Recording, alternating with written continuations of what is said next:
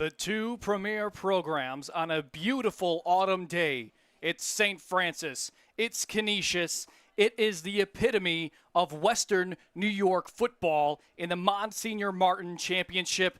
Hello and welcome. I'm Carson Harper here on Western New York Athletics, joined by my pal Tom Prince. Tom, the hype cannot be enough. This is it. The last time I saw these guys play, I was getting doused with water next to Jerry Smith at the end of the game. So we'll see how this is going to play out, if it's going to be the same script or are we going to see a different one right now. So St. Francis will kick off to Canisius. Coin toss was before the anthem. So this will be teed up by Jacob Janis, the kicker. St. Francis comes in 9-1. They're the favorite, 4-0. In Monsignor Martin play, Canisius comes in at 6-4, 3-1, the second seed. This is number one. This is number two. St. Francis looking for their first championship since 2023. Canisius looking to go back-to-back after their 2024 championship. Ball teed up, 42 degrees, a beautiful November day, and we're underway. It's a low kick off the first line and finally recovered, and the ball sneaks away. Who has it? There's a pile at the 43-yard line. A few Crusaders touched it. A few Red Raiders had it for a moment. But Canisius will have the ball, first down and 10. And it looks like who absolutely came up with that ball was number 33, and that's T.J. Shuford who comes up with it. And I'll tell you, that bounces off a player right there. You see it squib around. Both teams could have said, oh, we had an opportunity right there that we missed out on. But Canisius gets it. No harm, no foul. Let's get things rolling. First down and 10 for the Crusaders. Mateo Brusco, the senior quarterback from Vaughan, Ontario, in the gun with Elijah Kimball to his right. They're going to swing this out to the far side. This one is caught by Jack Cullen, the big-bodied wide receiver. He'll be the feature guy for the Crusaders. These two teams matched up earlier on the first of this month. It was a 29-14 win by St. Francis, but it was those 22 points scored in the first quarter that really got them out in head. Yeah, they got two big runs, one by Buttles and one by Clark right there. That was huge. But look at this play. That was a 7-yard throw, and in game one, Brusco only throws for 32 yards. He already gets 7 right there in the first play. They bring a fullback into the contest, second down and 4. It's a Wildcat formation. Amir Hernandez gets his first carry down the near sideline with a flag on the play. Thrown by the near side referee. Let's meet our officials today. Head referee Jim Martek, umpire Tim Lebensky, linesman James Wilson, line judge Steve Hanukkah, and back judge Dave Wayne. We'll hear from Jim Martek for the first time today. It's a holding on the offense that'll march the Crusaders back 10 yards. It'll remain second down. But, Tom, these are really the two programs. They've won 17 of the last 20 Monsignor championships. I mean, what does it mean for these two teams to, again, match up? Again, I look at this rivalry within this conference and add St. Joe's into that rivalry because it's the three of those teams that have been competing right now year after year for the championship. And every time it's got special meaning when these two teams step on the field. I understand, I don't want to say hatred is the right word, but boy, it is competitive, and I want to be able to win that matchup. And it was a scrappy game when these two teams first match up. They'll put a man in motion on the far side. That's Love. They're going to hand this off to Kimball, his first carry of the day, and he is wrapped up by the teeth of this defense. Luke Fleischman and company will bring him down, and that will bring up third down and long for the Crusaders. Canisius coming off of a 35-14 win over St. Joe's, the aforementioned team. And Elijah Kimball, 31 carries, 250 on the ground. And, folks, that's the replay right there. And you can just see right there the defensive line. This wasn't one guy. This was 3 guys that got penetration. That was the one thing we talked about in game one when I was on the air for that one. It was in the trenches. St. Francis, for that first half, won the trenches. That's something Canisius has to change in this game, especially to allow Kimball and Hernandez to do the things they want to do. It's an early timeout here for the Crusaders and Coach Craig Kurzanski in his 4th season. Let's talk a little bit about the matchups here. The two top running backs in Western New York. You have Elijah Kimball for Canisius, along with Amir Hernandez, who can run the ball as well. We've already seen both of them tote the rock. And then on the St. Francis side, you have the matchup of Trent Buttles and Tyrone Clark Jr. And remember, Clark was hurt at one point in the season, and then as he got stronger and better, Dom Cook gets his injury right there. So you could imagine they would have the same type of backfield going on at St. Francis if there was fully healthy right there. But Buttles not only acts as a quarterback, he acts as a running back out there as well, what he does. He reminds us a lot what we saw last night in Section 6 of Matt Capon, when he could easily sling the ball, but at the same time, you got to be prepared for him to be able to use his legs as well. And similar to Mac, Trent Buttles will play that safety position for the defense of the Red Raiders. Brusco in the backfield. They put Hernandez in motion. They fake it to him. Dropping back. It's a deep drop. Rolls right. Looking downfield. Will fire this to the near side. It's caught. Did he get a foot in? No, he did not. It was Noah Harrison that made the catch out of bounds. So we will have our first punt situation of the day. But you can see, again, great presence by the defensive line to get into that backfield again. You saw Brusco had to roll out to be able to try to make something happen right there. Again, just to give himself enough time to be able to get that throw, and still almost comes up with a fantastic play right there, right along the sideline. Canisius in their gold helmets, away white jerseys and gold pants. St. Francis with their gold SF on the side, black jerseys and white pants. Lucas Bonilla, the punter, senior from Buffalo, New York, will fire this one away. It's an Aussie-style kick on the near side, and this will go out of bounds. Good field position here for the St. Francis offense. Let's talk about the Red Raiders. 2 Connolly Cup finalists, and Trent Buttles and Tyrone Clark Jr., but it was Dom Cook Jr. who's been out with an ACL. He won the Connolly Cup Player of the Week in Week 8. And this is a team that can do it in the air and do it on the ground. Yeah, and that injury came in this game. We saw him in the game go to crutches early on in that game. It was one of the things I actually pointed out on the broadcast that said, oh my, look on the sidelines, he absolutely is on crutches right now. First down and 10. We'll see the Red Raider offense for the first time today. 2 minutes into this one and no score. Ball on their own 46-yard line. Buttles will be in the gun. 6 foot, 190 junior from West Henrietta, transfer out of Aquinas.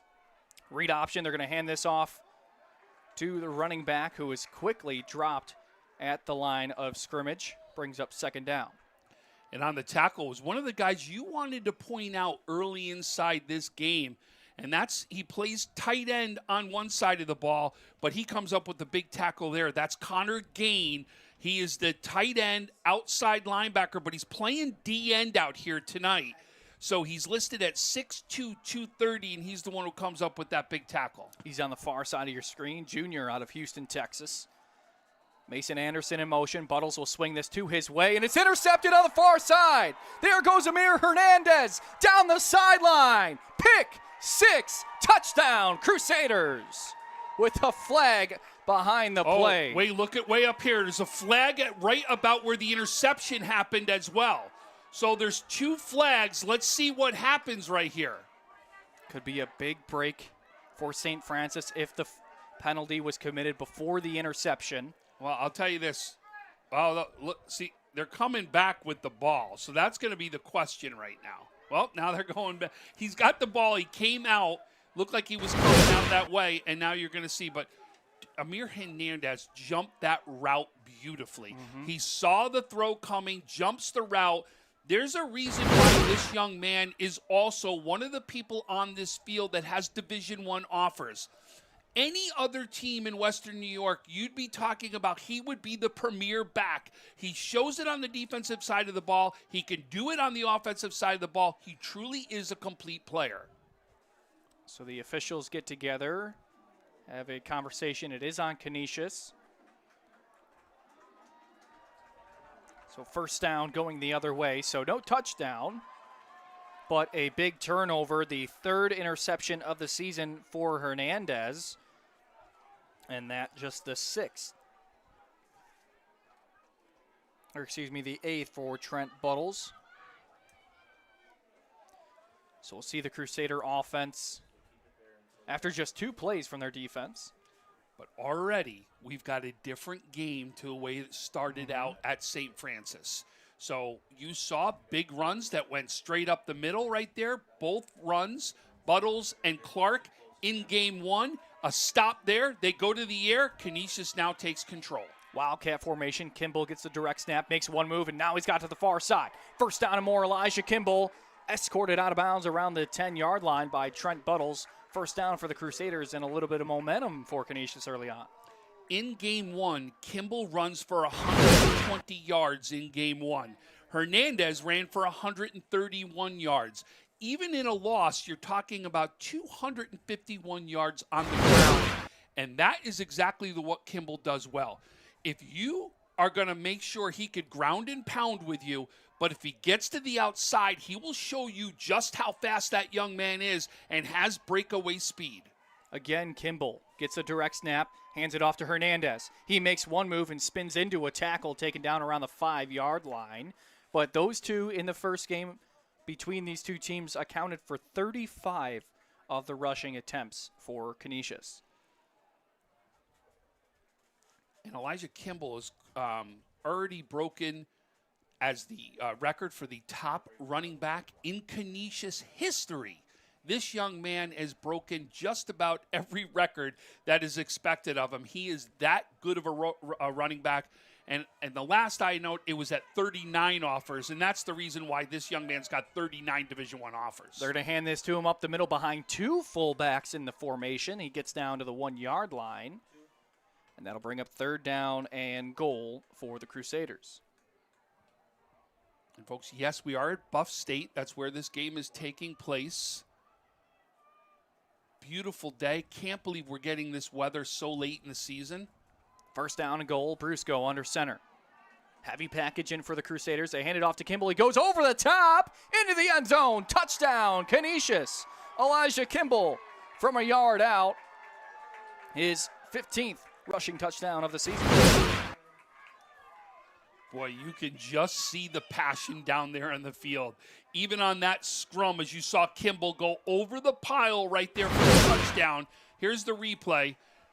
Oh, sorry, we just saw the replay right there. But you can see right there is that Kimball goes up over, and then all the linemen you can see, because you're in the middle of a scrum like that, they're both right now fighting for position in the trenches. Max Barr, the junior, on for the extra point, being held by Lindstrom. Kick is up and splits the uprights in half.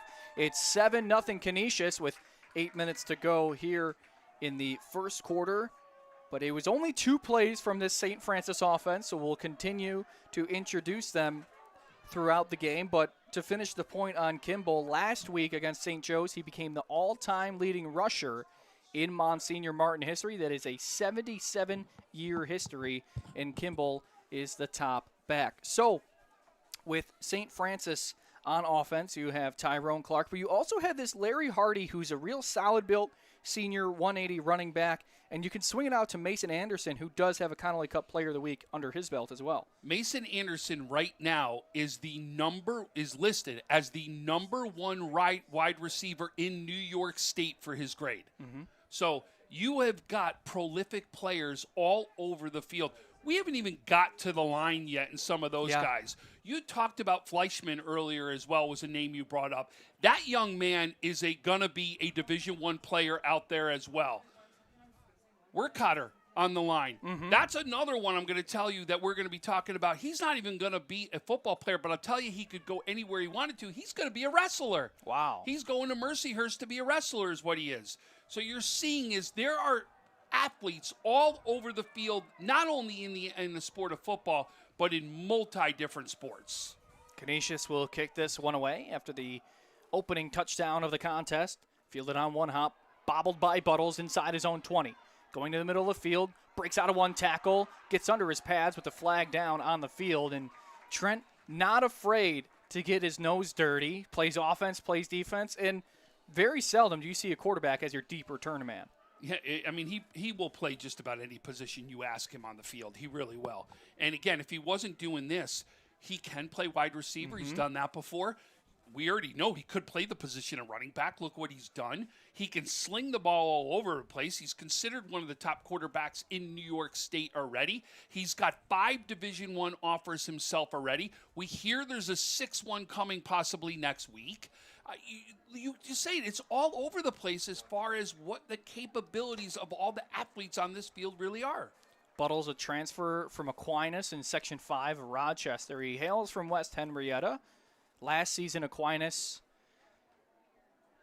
played Lancaster in the Far West Regional. That was his introduction to Western New York football. And now he calls it home in the backfield with Tyrone Clark Jr., the transfer from Lackawanna. A couple of juniors leading this St. Francis offense.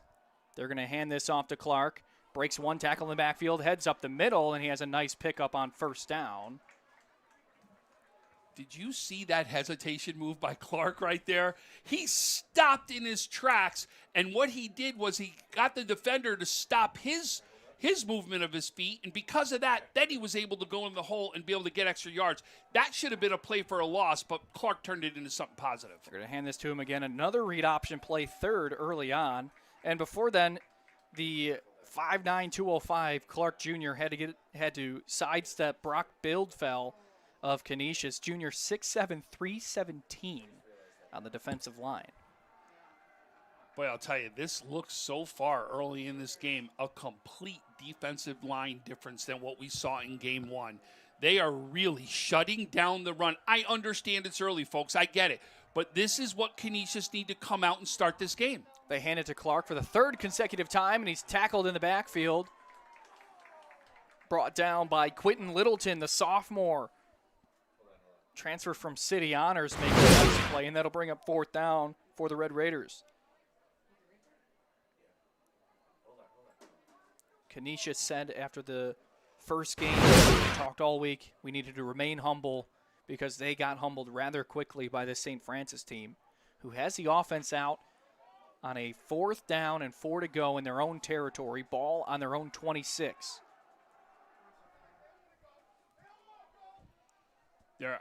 I really think they're just trying to draw them off sides right now, Carson. You'll see Buttles will step back and do a pooch punt is what he'll do in a lot of these cases. And we have the first timeout from St. Francis, who trail Canisius 7-0 when we return here on Western New York Athletics.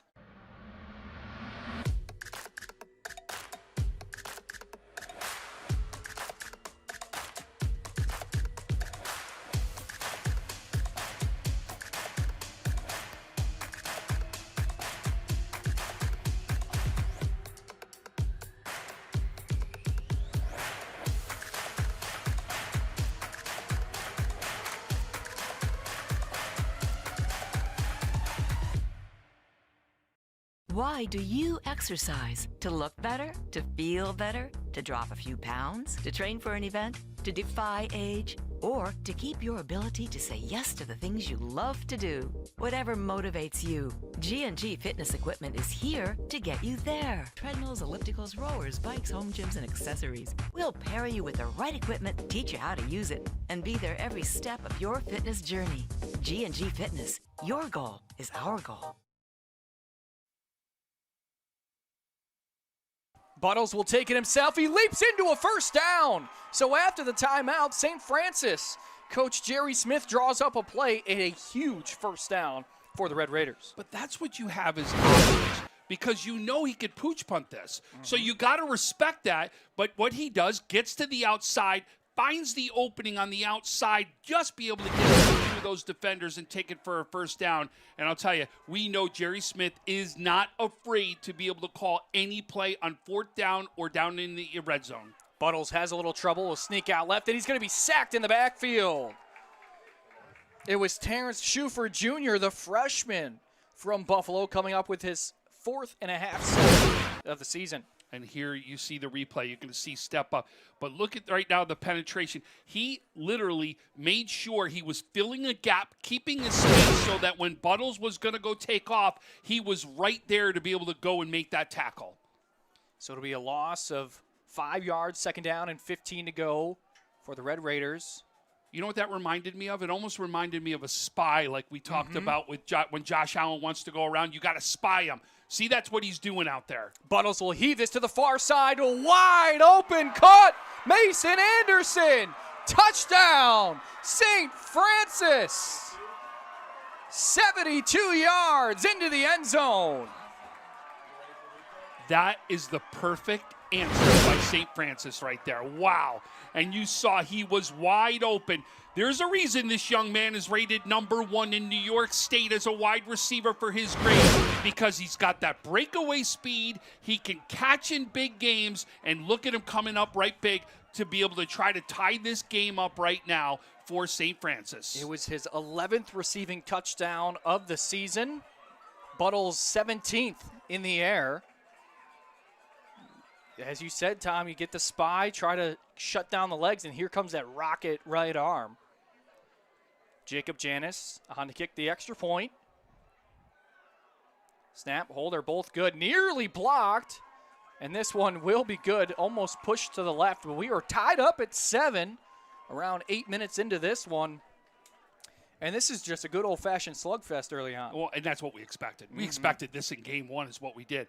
Remember, Buttles in game 1 comes out with that big run, if we remember. He ran for 142 yards on the ground. Clark runs for 227 on the ground.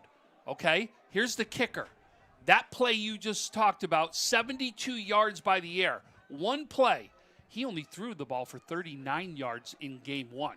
So he has already surpassed his game total through the air right here on that one play. Yeah, he only passed the ball 10 times, completed 5 passes, but did step up with a defensive interception in that contest as well. Tyrone Clark had 32 carries for 227, 3 touchdowns on the ground. Boy, completely different game so far. And that's the beauty of this, because you know why it's a completely different game? Because both these teams are game planning. And they've now had a complete game to see what schemes were, what guys do in certain situations. That's all been seen now on film. These are the adjustments made by both teams right now that we're seeing, and both teams come up with new answers inside of a game. Another short kick, this one fielded around the 35, and quickly out of bounds is Schuford Jr. And talking to Coach Craig Kurzanski during the week, you know, we asked both the coaches the first matchup at St. Francis. Massive crowd, a lot of hype, but Coach Kurzanski said, you know what, we know we're going to be meeting for something much bigger later on this season. Yeah, and that's exactly it. And that first game in a lot of cases becomes a learning game for you. The only thing that happened as a loss to that game was who you were going to play. That was it. You were still getting home games. It didn't matter whether you won or lost. You were both going to get a home game. So nothing was changing except for the opponent that you were going to see in the semifinal game. First down and 10 from their own 40-yard line come the Crusaders. Pre-snap penalty. Looks like a false start on the offense. Will march it back 5 yards. So early on, the majority of the penalties on Canisius. But before Timeout. play, yes, there was a timeout, as Jim Martek informs us. We appreciate you spending your Sunday afternoon with us here in Western New York Athletics. Our camera operators, Mike Goodberry, Joe Turry, and Mario Hall, were under the co-production of Francis Beck and Heidi Gunther. I'm Carson Harper, joined by Tom Prince, as I have been for a while, Tom. We've really seen some great football here in Western New York. We really have. And there's also great football going on right now on the NFHS network, also for Section 6. So when we're done with this game, you could be watching football all day long, because you're going to be on the call later on tonight while I'm flying in the air down to Dallas. So Double-A Bennett Penfield tonight. Big matchup. We have the C going on currently in Section 6.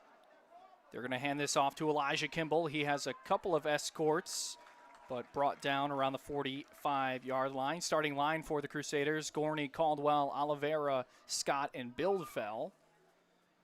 Chavez Caldwell and Gabriel Oliveira are two of the leaders on this team, and one of them is down.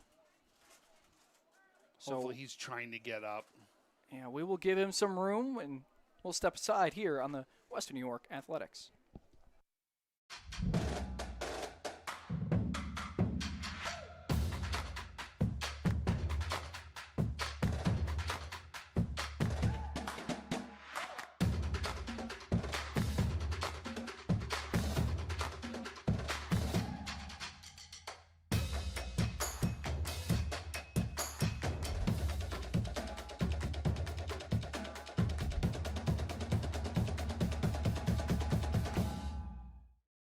Logistics Plus is a global transportation provider headquartered in Erie, PA, with locations worldwide, including right here in Western New York. Logistics Plus is consistently recognized as a fast-growing transportation and logistics company, great supply chain partner, top freight broker, leading project cargo manager, and a great place to work. With a strong passion for excellence, our 500-plus employees put the plus in logistics. For an efficient, personal approach for all of your transportation needs, more information about our Buffalo office is available at logisticsplus.com/Buffalo. Back here on the campus of Buffalo State University, Coyer Field, as Owen Scott, the right guard, is being helped off the field. Lower leg injury, second down, 6 to go for Canisius. Fake it. Dropping back is Brusco. He's going to get this out to the tight end, but it's dropped with a flag on the play, intended for Connor Gain, the aforementioned tight end for the Crusaders. Yeah, and I hate to say it, I think this is going against Canisius as well. They did. Oh, sorry, Carson. No, I was just going to say they did have a man in motion.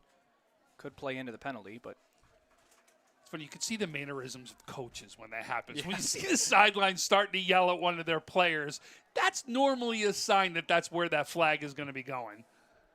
both coaches rather animated. But these are really two of the premier staffs in Western New York. Yeah, no doubt. No doubt. Absolutely. And it's how deep that staff really is on both places.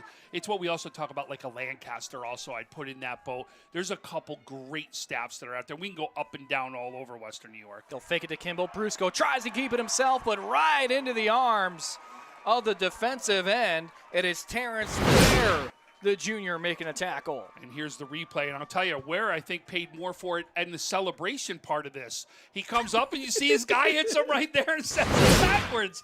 I think it was more the celebration that hurt on that one. You know, Tom, I know you love the linemen, and I was a small quarterback. When those guys get excited, it's dangerous, man. You're flying all over the place. Sets up a third down and long. And so Canisius will bring out the jet package, 3 receivers to the far side. Trips headed by Amir Hernandez. Brusco in the gun with a running back on his right hip. Snap. Drop back, looking left. Comes back right. Looking for Jack Cullinan. He has a step, and he makes the catch over the defender and over the cameraman. First down, Canisius. Wow. Cullinan shows not only can he do basketball, but he can play football as well. And that's a huge play right there by him, and moves the ball. And again, now we've seen it flip on the other side. Brusco's flown more yards in this game than he did in the first game as well. So we're seeing both teams attack the air and really trying to make things happen. If you remember that night, the first time they played, it was rainy, ball was slick out there. Totally different day. It is allowing this passing game to open up. Could not get better as Hernandez takes a direct snap up the middle. He gains a medium gain. They've got a pair going at it. A lively crowd tonight, or this afternoon, I should say. Looks like standing room only below us here at Coyer Field. Hosted the previous rounds of Monsignor Martin Place. St. Francis defeated Bishop Timon 35-0. And as we said earlier, Canisius beat St. Joe's. That last play, great tackle there by Terrence Ware as he came through and made that tackle on Hernandez. Again in the Wildcat formation. Kimball will take the direct snap and swing it out to the far side. This one is caught by Jason Love, and Love is taken down near the sticks. Jeremy Gauthier making the tackle. I think they're going to mark this just short. Kimball does have a few pass attempts going into this contest, and you can really see why they like to put Hernandez and Kimball back there. You really don't know who's taking the snap and who's doing what. Absolutely. I mean, it's a double Wildcat Yeah. way you look at that right there. They're going to stay in said formation with a fullback in front of them. Third down and short. Kimball gets a snap. He has the first down, and he gets a blocker to the near side. Kimball has to beat one man into the end zone. Touchdown, Canisius. Elijah Kimball from 17 yards out. Coach Krasansky loved that one. He was celebrating on the field with that one. He got exactly what he wanted. But here's Kimball. Take a look. And he absolutely cuts under that block that came back in the backfield. Once that block happened, he cuts right underneath into open space and then goes straight line right into the end zone over in the corner. Great job there by Kimball to read that play. Max Barr, 23 for 25 on the season. And that one is good as well. So it's 14-7 inside 2 minutes here to go in the first quarter. Let's take another look at that touchdown run by Elijah Kimball. And that's it right here. See that block right there? That block was actually on Ware. But Ware's getting pushed farther into the backfield. He comes right underneath there, and then it's just a direct line. Then he gets to show how fast he is to get to the corner of that end zone. A great job there by Canisius. Great call. And I'll tell you, folks, we got ourselves a game. Now, you've already seen St. Francis answer after the first touchdown. Can they do it again? And I'll tell you, one of the biggest things that may be the difference at halftime, when this game goes to halftime, is going to be what adjustments get made defensive-wise. Because right now, Canisius is doing what they want, running the ball. Completely the opposite. It's what St. Francis did in Game 1. So what are going to be the stops, or what are going to be the changes that we're going to see in the second half? And might I add, we know that both teams can run the ball at will all over the park. But what's really surprising is the run being set up by the explosive passes on each side. Yeah, exactly. And that's been the biggest difference from Game 1 to Game 2, is we're seeing both quarterbacks light it up right now and have no problem with going deep. We already knew that about Buttles, but now Brusco's adding in to say, listen, I can match. I can do this as well. So Barr has the ball teed up. He'll go to the near side. Few hops. Fielded inside the 20 by Buttles yet again, and he runs into a wall of Crusaders. It was Amari Sykes, the freshman, in on the tackle initially. It's funny, this is the kickoff we're seeing more and more and more throughout everywhere in Western New York. I called it last night when we did the broadcast, kind of that dirty kickoff is what it is. Because what they want is they want it wobbly. They want it very hard to pick up, because for two reasons. One, you may fumble it. That's reason number one.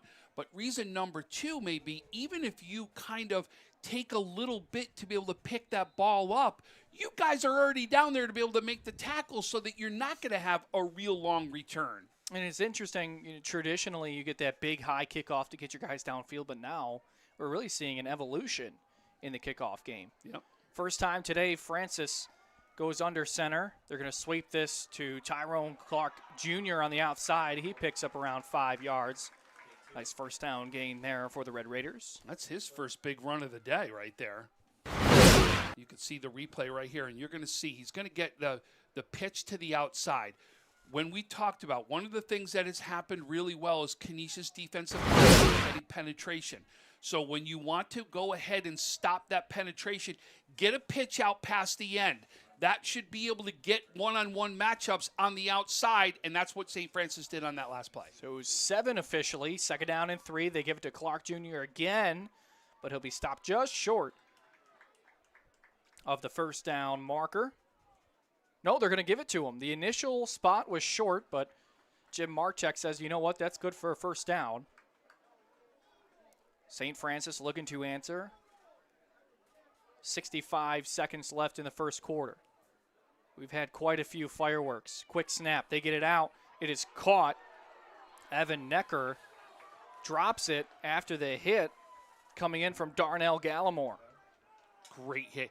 Gallimore's one of the players that probably, to me, is one of the most underrated players on this Canisius team. This kid's legit. He can be a shutdown corner against anybody right now in Western New York. He's that good, and probably because of plays just like that don't really get into the stat sheets, that's why he's so good, because he stops those plays from happening all the time. Number 10 in white at the bottom of your screen. Snap, Buttles drops back, looks right, comes back over the middle, flushing out right. Heaves this to the far side, and it's caught! It's caught at the 30, across the field, and finally taken down, but the receiver was down. It was number 11, Aiden Hopwood-Moore, coming down with another big catch. And look at this. I can't believe it. He goes up in the air right there to be able to catch that and bring it down. He looked like a running center fielder out there. Now leaps in the air, brings it down. That's another big play. And wow, Buttles comes up big again. And not only that, 40 yards downfield, you put a grain of rice through a keyhole as that safety was coming over the top. And what a catch there from the junior Hopwood-Moore. Buttles keeps it himself after the fake. Has to make one move and wrapped up around the 20-yard line. Gain of around 6 yards on first down as we have 30 seconds to go. Let's take another look.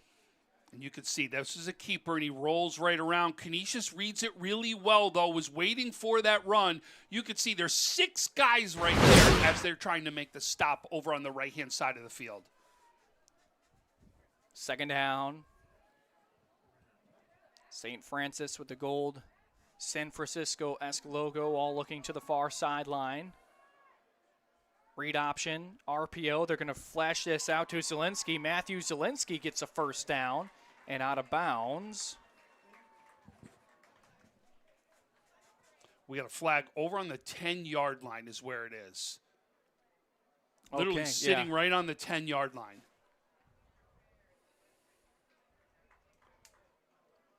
Thrown by the far side official, right where Zielinski was taken out of bounds. Senior out of Lakeview. Another solid option for Buttles on the outside. And it's a holding on the offense. This is going to march it back on St. Francis. Well, we've played 12 minutes. Canisius leads St. Francis 14-7 when we return on Western New York Athletics.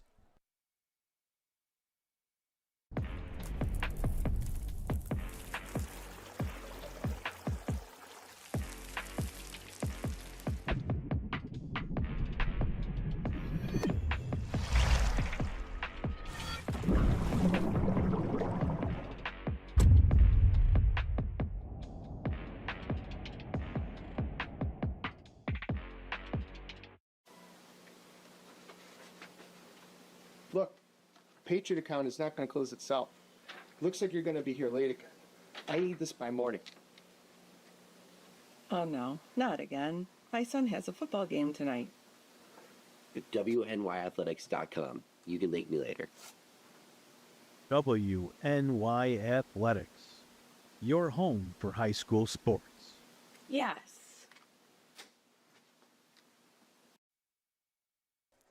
Back here on the campus of Buffalo State University, I'm Carson Harper, joined by Tom Prince on a beautiful November afternoon. And, you know, they say when you've run out of things to talk about, you talk about the weather. But here in Buffalo, this has been a great season for football. It really has. I was talking to you down on the field. I said, normally you have that 1 week where it's raining sideways on us.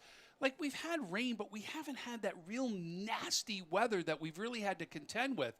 The only time we've really seen anything, I think, is when you guys did media day for Section 6, and there was snow on the ground, and we really haven't seen it, though, play out in any of the games here in Western New York. And I think that's only plays to this game even more because now you can do whatever you want. You can kick, you can throw, you can run. The footing is good. Great stage for the premier football game in Western New York.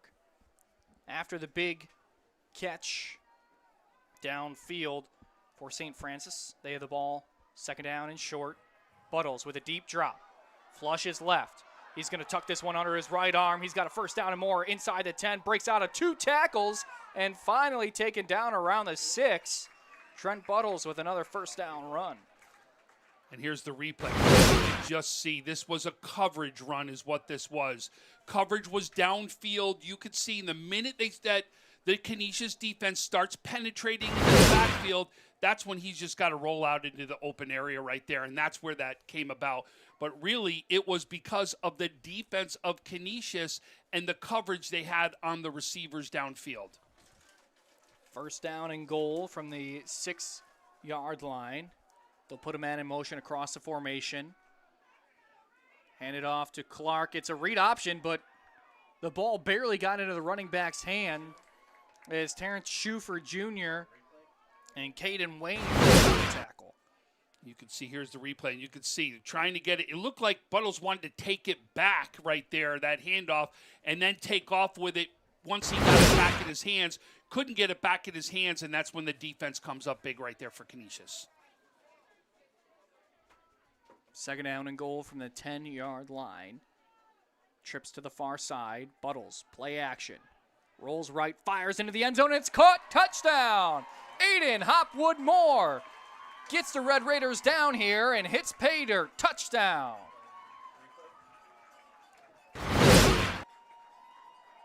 Hopwood Moore's 4th receiving touchdown of the season, and Buttles' 2nd of the day, make it 18. And with an extra point, we could be tied up. Hopwood with 418 yards on the season, 26 receptions, and 2 of his biggest receptions have come right here today inside this game. One was the acrobatic catch on the other side of the field, and now a touchdown to try to tie this one up. So they have the formation here for the 2-point conversion. Buttles takes it. Read option to the near side. He's going to fire this, and it's incomplete with a flag on the play. It was intended for Andrew Lindstrom.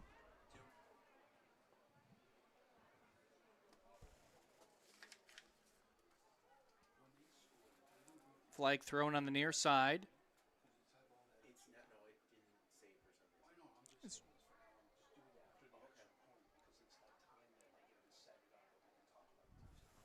So the penalty is declined by Canisius. 2-point conversion is no good. So the Crusaders lead 14-13 over St. Francis just over a minute and 5 seconds into the second quarter. Let's take another look at the touchdown pass. We apologize. We do not have that one up and ready, but we can't talk about it, Tom. And, you know, you have Zielinski, you have Anderson. Hopwood steps up, and you really can't cover everybody at the same time here. No, and you're worried about, listen, it doesn't matter. Whether you're doing fantasy football, you know the stars. Mm-hmm. Every team knows who your stars are. There's going to be coverage on your stars. So it never fails. It was funny. I talked to Coach Krasinski out in the field. You know the stars are always going to have big games, but it's got to be the players you don't expect for you to win championships. Who's going to be that player that's going to step up and do something big? Well, you're seeing Kimball doing his thing. We're seeing Buttles doing his thing right now. But who are the other guys that are now stepping up? And you just brought up one right now who's done it. And that's number 11, Hopwood. It's another short kick fielded on the first line by Canisius. So they'll have good field position. Taken in by Noah Harrison on the hands team. Kimball and Buttles, 2 Connolly Cup finalists, each with a pair of touchdowns today. Yep.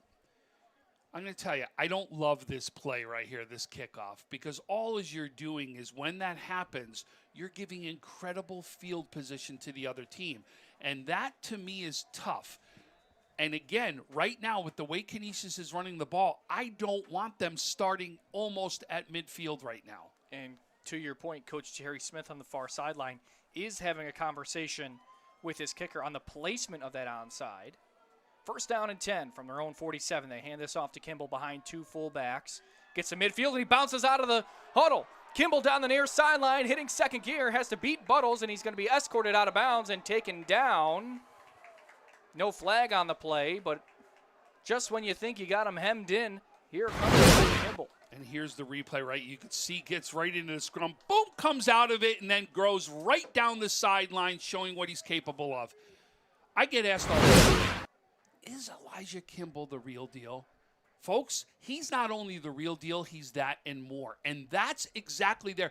That's not a play that you see once in a blue moon. We see that just about every game from him, what he's capable of doing out there. Hernandez takes a direct snap to the far side, cuts it upfield, and taken down around the 20 on a shoelace tackle.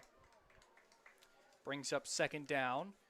And the 2 were asked earlier this week, Hernandez and Kimball, what it's like sharing the backfield. Kimball said in 8th grade he didn't have to share. And then here comes Amir Hernandez, a great athlete in his own right. And now they're doing just that with these Wildcat formations as we have a timeout, an official timeout. But when Kimball was asked, you've had a great season, he said, you know what? I'm over 1,000 yards. I don't care. I don't care how many touchdowns, which I might add, he did know the exact touchdowns and yardage for himself and Amir Hernandez. He said, I want to get Amir his 100 and however many yards to get to 1,000 this season in his senior campaign. They truly are friends. Mm-hmm. And you don't see that because it's usually this, in-team rivalry is what it is. They do not show this at all. They truly are teammates and want the best for each other. Second down and medium after everything's squared away on the field. Kimball in the Wildcat formation will take it himself. Shifts out of one tackle into the near side, gets behind his pads and makes a statement there, and no flag thrown yet again on the near side. That's what I talk about this young man. He can take on contact like that, initiate contact like that, and show the burst of speed that he needs to be the prolific back that he is. I mean, he really is something special, folks. And when we see him go on to the next level, we're going to miss him around here, see the things that he really is doing and really what he's capable of doing. We'll have another year of him. Just a junior and already the all-time leading rusher in Monsignor Martin. Hernandez will try his hand at the quarterback position. Gets a snap. Heads right up the middle and a nice hole made by the offensive line. Gabriel Oliveira, the center, opening up a gaping hole, and it's a nice gain on first down. You can see right here. Here's the run right to him, straight up the gut right there. He gets that hole that's created by the offensive line, opening that hole up beautifully, and he gets those extra yards. Javez Caldwell, the left guard out of Montgomery, Alabama, again in on that. I want to recognize two people right here to do some of the recruiting that's happened. We'll give them a shout out here in a moment. As Mateo Brusco checks back into the game as a quarterback. He's going to hand this off to Kimball up the middle. Runs through one tackler and taken down around the 1 yard line. First down and goal. And boy, when he gets that close, he becomes really, oh, wow. Little extracurricular activities after the play. Have a few flags, but go on, Tom. And that's the replay right there. You could see Kimball get right down. I'll tell you, Canisius popping. You wonder if this is going to go against St. Francis right here, make it even closer here to the end zone. But there's two people that deserve it. You talked about some of the top staffs here in Western New York. A lot of the recruiting obviously is done by Coach Krasansky and also Coach Smith. They do a ton of it. But there are two assistants that do phenomenal jobs in recruiting. Paul Woods over on the Canisius sideline, Lee Benke over on the St. Francis sideline. What those guys do for kids here in Western New York and on their own teams really needs to be recognized because those two guys are really something special in my eyes. So it looks like Brusco, well, they had the offense out. He was going to go under center, but now we have a timeout on the field. Canisius looking to add on to this 14-13 lead when we return here on Western New York Athletics.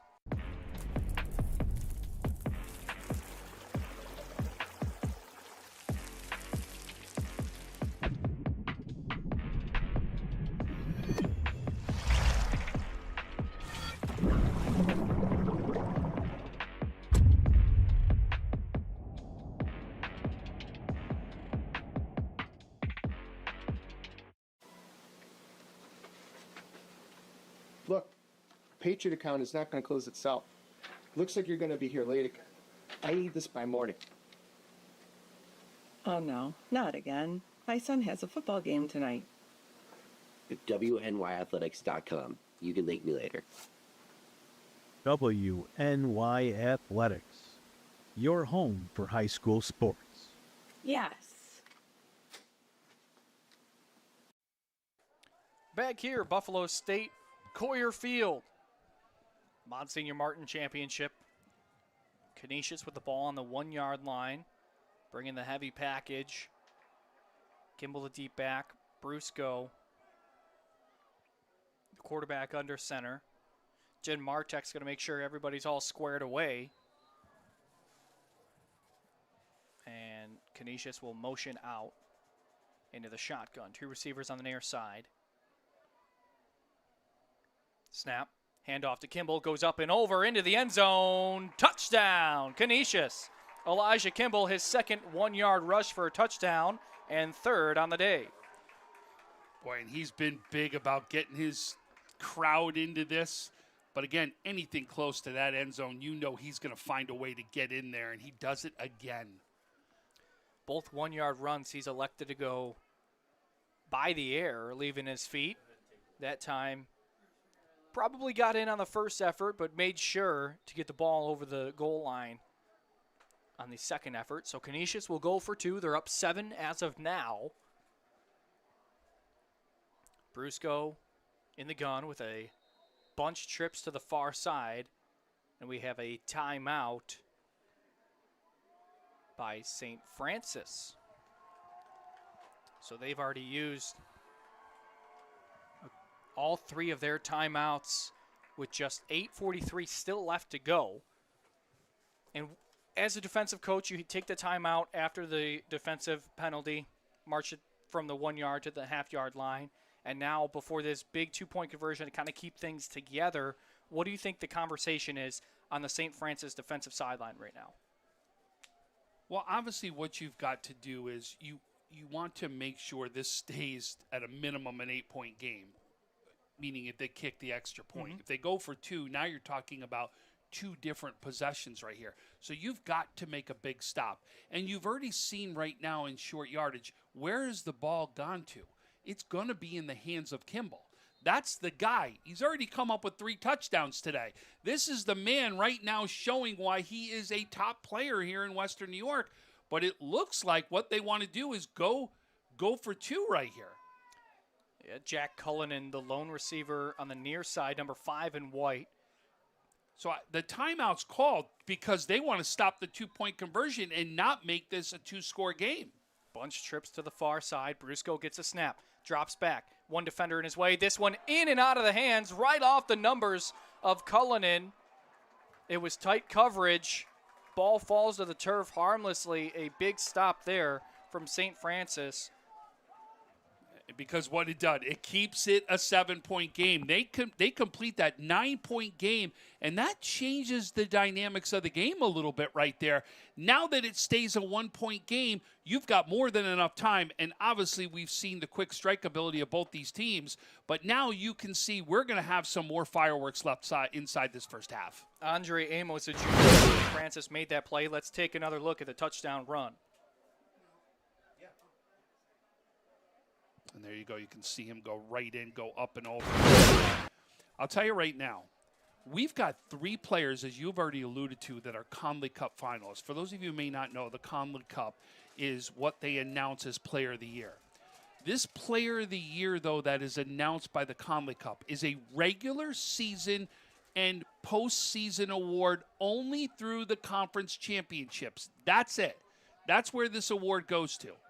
You have got to believe right now the 3 people in this game that are finalists, Clark, Buttles, and Kimball, are right now that could be auditioning right now to who is going to win that award. And Kimball is really putting his stamp on this right now, showing why he is one, if not the top running back in Western New York. Kimball, a 3-time finalist now after this season. He was a Connolly Cup Player of the Week 3 times this season in week 1, 5, and 7. As Barr will kick this one deep. Fielded at the 20-yard line. Thrown all the way other side to Buttles. Clark to Buttles. Buttles did not fool the Canisius return team, staying in their lanes. Real nice job, because that could have gotten bad quickly. Yeah, I agree. You can see the throw, but Canisius read this so well. Look at that. 1, 2, 3, 4, 5 guys right there to be able to make that stop. And normally when you see those trick plays, it's one person that's going to have to make a big tackle. That really was Canisius reading that play right there well. And how about that? You have Trent Buttles, your quarterback, who for a living throws the football, and you have your running back return it and throw it to the quarterback. We see it a lot, though. A lot of those quarterbacks like to go out and get some of those catches themselves as well. First down and 10 on their own 32-yard line. Buttles in the gun with Tyrone Clark Jr. to his left. And it's a reverse play to Mason Anderson, the slot receiver. Breaks one tackle in the backfield. He's got a first down and more. Shoving players past midfield.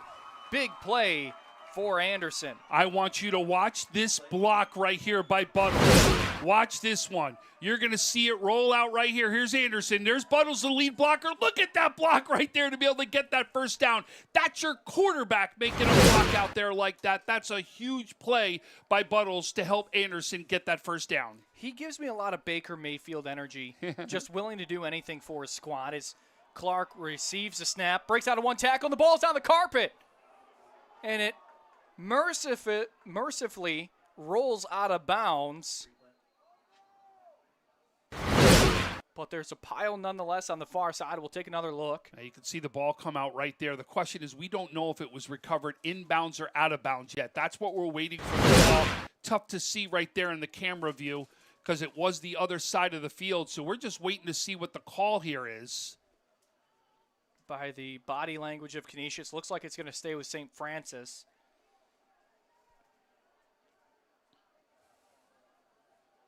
And it will, so very entertaining first down run for 6 yards. Will bring up second down and 4. That's the one thing St. Francis hasn't done yet today, right? Canisius has kept that run game going. They did it in game 1. They're keeping it going in game 2. They haven't really established the run like they need to right here.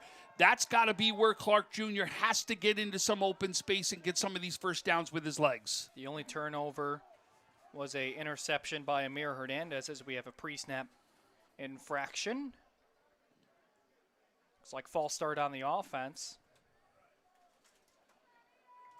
And that's what it will be. 5-yard penalty brings up second down and 9.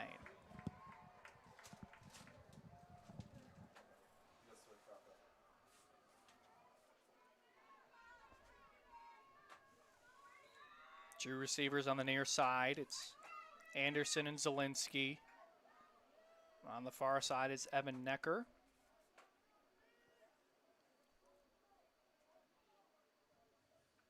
Snap. Hand off to Clark. And he's immediately met by the defensive line of Canisius. Brings up third down and long. Owen Scott back into the contest, in on the tackle. And we've got a player down. We'll give him some time. Canisius leads 20-13 over St. Francis here on Western New York Athletics.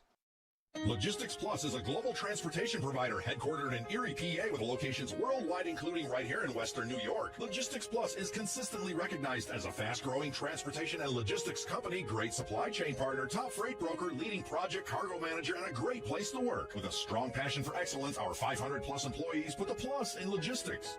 For an efficient, personal approach for all of your transportation needs, more information about our Buffalo office is available at logisticsplus.com/Buffalo. Explore your next idea. Blaze new trails. Imagine new ways to do things. What will you do next?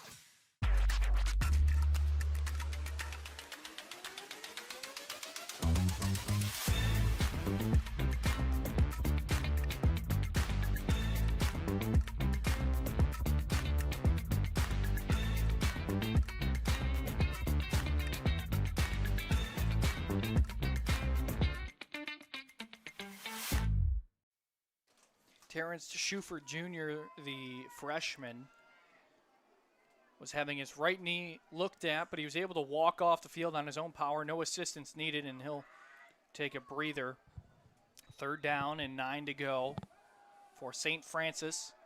7 and change left in the first half. Buttles drops back, looks left, rotates, flushing, running, tucks it under his right arm. He gets a first down, and yet again, you think you have him hemmed in. He does a la Josh Allen to get out of the pocket, out of the back door. He gets a first down. And you can see here's the replay. He reads it really well. And when you see somebody go back almost 10 yards like that, to go 10 yards forward, it just shows his athletic ability. And he really feels the game really well. As a quarterback, you can feel pressure sometimes without seeing it. And he feels the game so well and makes the adjustments that he needs to make plays just like that. He had Connor Gain, the defensive end, on the backside. Under center go the Red Raiders. Play fake. Heaves this downfield.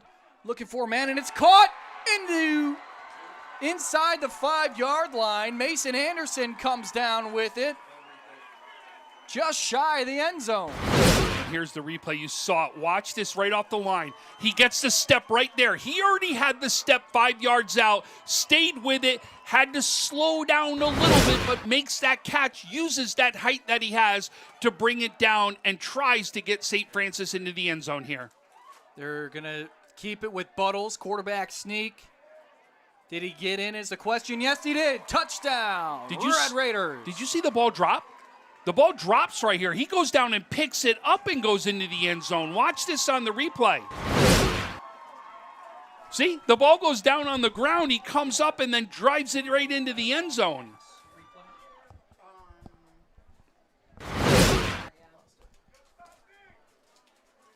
What a great job, though. He stayed with that ball. How many times do you see that happen? It becomes a turnover right there, and instead, he turns it into a touchdown.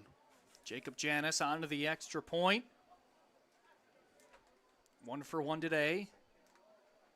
Snap, kick is up, and it's got plenty. 5:50 left in the first half, and we got a tie ball game, 20-20, between St. Francis and Canisius. We talk about special teams winning and losing games. Now we're going to go back, and we will look at this at the end of the game. That 2-point conversion that doesn't happen, how much meaning does that now have inside this game? They convert that. It's 22-20. They still have a lead, and St. Francis has got to somehow figure out how to score again. Instead, tie ball game, totally different game, totally different mentality right now to be able to finish out this last 5:50. And we came in knowing both teams were going to run the ball well, but this has really been a showcase of the receivers on both sides. We talked a little bit about it, but these guys are really showing out today. Well, obviously, Buttles is having a day right there, more with his arm, but even the plays that he's extending. I know we're not talking about him running for 60-yard touchdowns, but he is running for 10 yards. That's giving them first downs and helping them move the sticks. And then when you do that, it's opening up the pass game for him to make these plays. But Mason Anderson, we've seen his speed and breakaway ability that he has. He's done it now on 2 different plays on different sides of the field.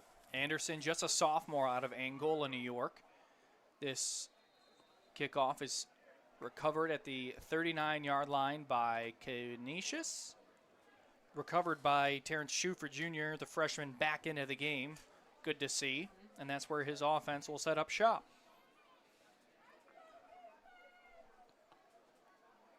Boy, I'll tell you, this is exactly the game, though, we were anticipating in game 1. It was so much hype. And you know sometimes it is so hard for a game to live up to the hype. It really is. But this game is living up to that hype and more. This is exactly the type of game we anticipated in game 1 that we're getting in game 2. Through the first 20-ish minutes, that's exactly your point, as Kimball has some room to run, and the ball's out. Ball's on the ground, but Elijah falls on his own fumble. Only 1 turnover, but we've been flirting with disaster all day long. And here it is. You can see right up the A-gap, right up the middle, opens up beautifully. Ball comes out, but he has enough sense to know where it is, fall on it, and make sure nothing happens except for Canisius gets a first down and keeps moving those sticks and tries to put more points on the scoreboard. First down on the St. Francis 45. Mateo Brusco in the gun. One of a few Canadians on the team for Canisius. They're going to give this to Amir Hernandez on the end around. Gets away from one tackler, stops, and taken out of bounds by Fleischman. And a post-play penalty on the near side. Yeah, that's going to be a personal foul right there. Going to say it was a late hit, the way he turned him around down to the ground right there. Already had some chippiness. There was a lot in game 1 as reported.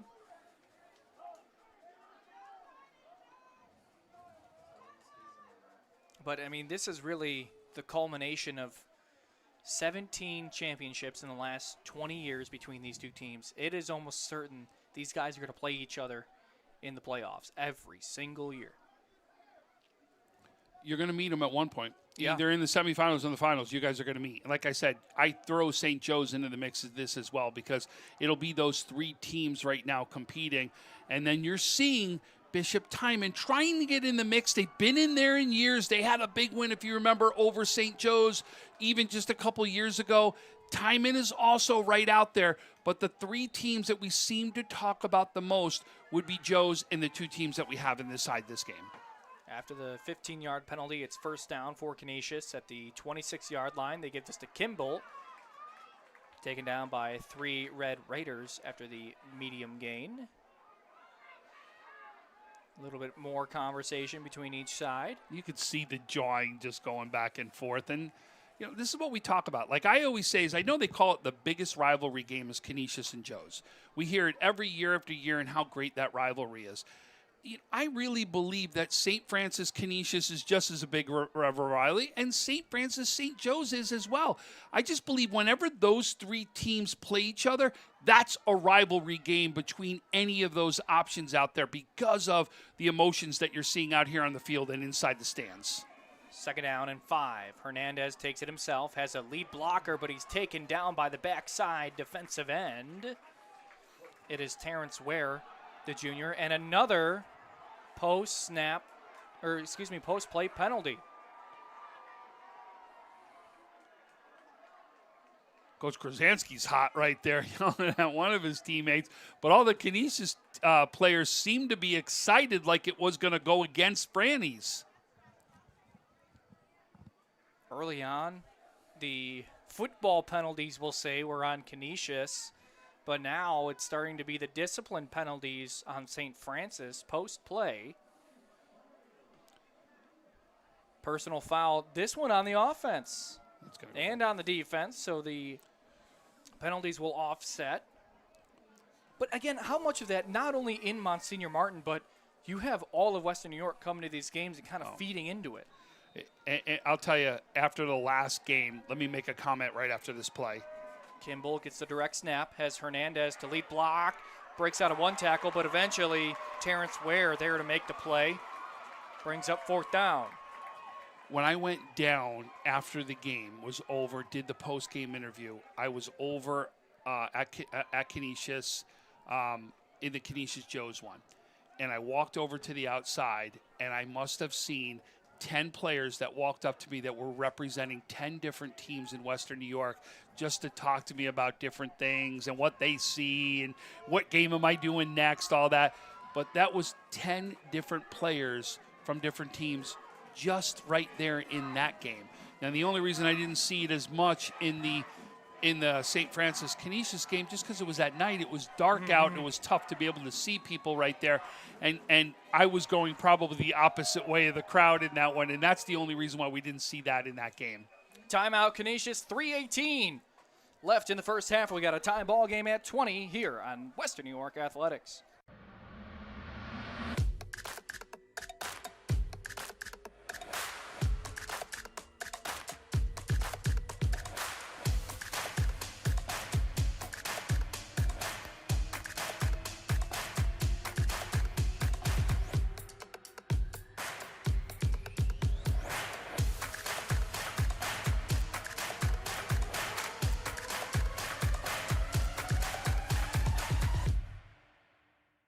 Why do you exercise? To look better? To feel better? To drop a few pounds? To train for an event? To defy age? Or to keep your ability to say yes to the things you love to do? Whatever motivates you, G&G Fitness Equipment is here to get you there. Treadmills, ellipticals, rowers, bikes, home gyms, and accessories. We'll pair you with the right equipment, teach you how to use it, and be there every step of your fitness journey. G&G Fitness. Your goal is our goal. Fourth down, 2 yards to go. I'm Carson Harper, joined by Tom Prince in the premier game of the week, of the season, really, between St. Francis and Canisius.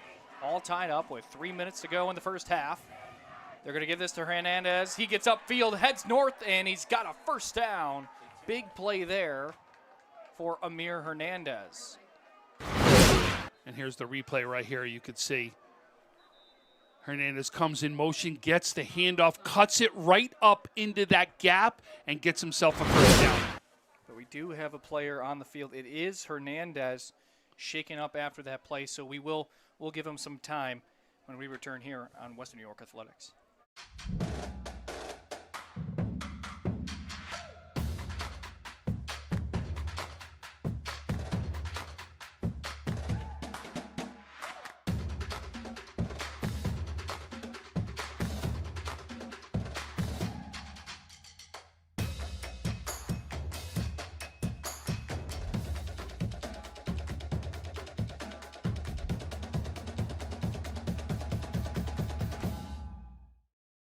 Logistics Plus is a global transportation provider headquartered in Erie, PA, with locations worldwide, including right here in Western New York. Logistics Plus is consistently recognized as a fast-growing transportation and logistics company, great supply chain partner, top freight broker, leading project cargo manager, and a great place to work. With a strong passion for excellence, our 500-plus employees put the plus in logistics.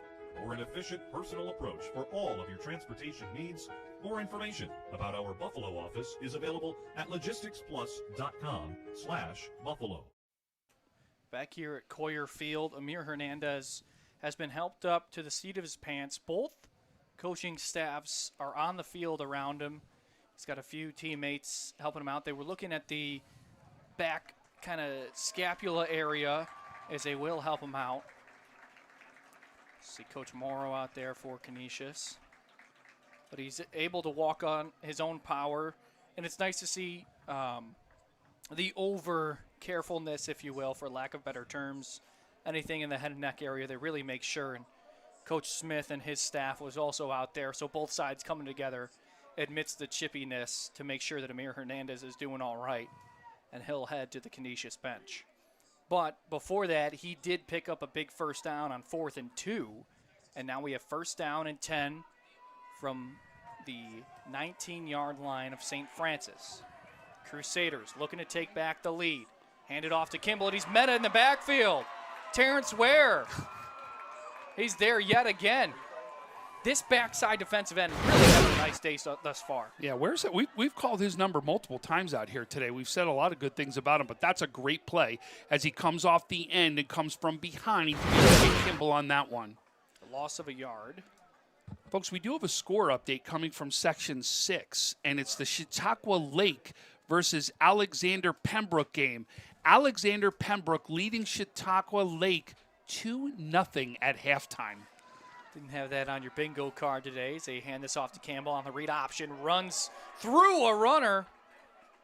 The near side corner came in with a head of steam, and 3 St. Francis players ended up on the turf. Brings up third down. But to finish that point on Terrence Ware, came in, according to Max Preps, with 3 tackles for loss on the season, and he's already close to that in this one. Multiple tackles for loss. Number 15 in black on the far side of your screen, defensive line. And that doesn't even count the impact that he's had just being in that backfield, making things happen because of the penetration he's getting back towards the running backs and the quarterback.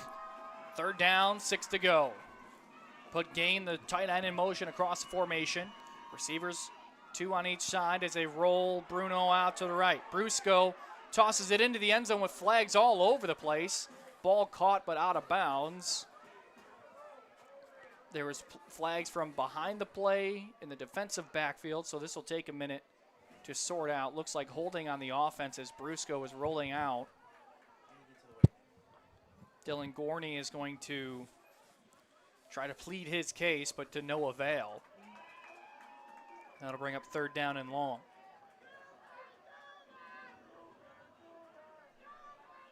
Minute and a half left here in the first half. Back and forth. Canisius had a chance to pull away, but that 2-point conversion on their last drive was no good and kept St. Francis in it. They respond with a touchdown after the big catch down the field from Mason Anderson. And that extra point was up and good, and that's how we're tied at 20. Tell you though, if you tuned into this game, you got the game that we wanted. 2020, we've got offense, we've got defense, we've got good plays, we've got hits out here. We're getting everything we want for this game. 3rd and 15 for Canisius. Brusco fires it to the far side. That one's caught by Cullinan. Drags the defender into the 5-yard line and makes it 4th down and 1. A 14-yard play on 3rd down to make it very manageable for the Crusaders who bring in the horses. And here's the replay, right? You can see just a drop back right there and finds Cullinan as he does a great job of turning his body so the defender is behind him to make that play and try to advance it for a 1st down. But 4th and short, you got to think right now, this has got to go to one of the running backs. And you're going to see right now, it looks like Kimball's going to be the one with Brusco in that backfield. I expect this to go right to Kimball. Heavy package, Quentin Littleton, Pat Carl, the 2 fullbacks. They give it to Kimball. He bounces for a 1st down. Did he get into the end zone? Yes, he did. Elijah Kimball, his 4th rushing touchdown of the day. Boy, folks, if he's not putting a stamp on this, says, if you forgot about me in this Player of the Year conversation, I'm going to make sure you all remember it and know that I am in the middle of this conversation and why you should remember Elijah Kimball. 1-yard touchdown run, 17-yard touchdown run, another 1 yard, and this time from 11 out as Max Barr will go on for the extra point held by Nathan Lindstrom. Barr 1 for 1 today. Snap, good hold, kick is up, and it is good. So with 45 seconds left, Canisius takes a 27-20 lead. Let's take it on the touchdown run. And here you go. And you can see we're looking directly into that. See that hole open up? We're looking right into the hole where Kimball goes. It's wide open right there. You can see your offensive lineman. One takes it to the far field. One takes him to the close field. That hole opens up. He reads it beautifully and takes it right into the touchdown. Now, we have seen so far, it has been score for score, back and forth. Does right now, 45 seconds probably is not enough time. The question will be is, can St. Francis come out and answer like they need to inside that second half to try to make sure that they keep pace with what Canisius has been putting on the scoreboard? The only turnover and really defensive win thus far was that interception on the first drive of the day for St. Francis when Amir Hernandez took it in for a pick-6 penalty, brought it back, but that was the first score of the day when Elijah Kimball ran it in on the offensive side after the interception. Barr's got it teed up. Tyrone Clark Jr. on the near side for St. Francis. Trent Buttles on the far side. Back deep.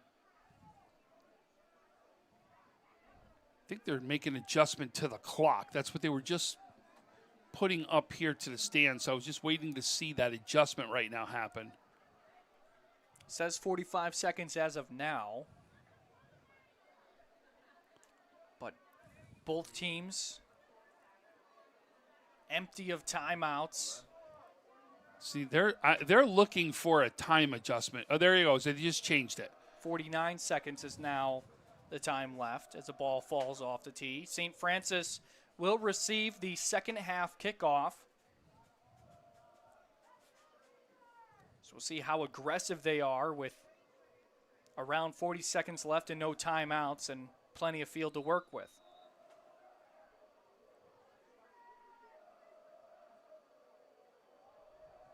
Kickoff from Barr is high and deep, end over end. Clark will field this around his own 10-yard line. Heads north, makes one move to the 15 flag on the near side as he's taken out of bounds around the 26-yard line. Flag thrown nowhere near the play, so we'll see what the call is.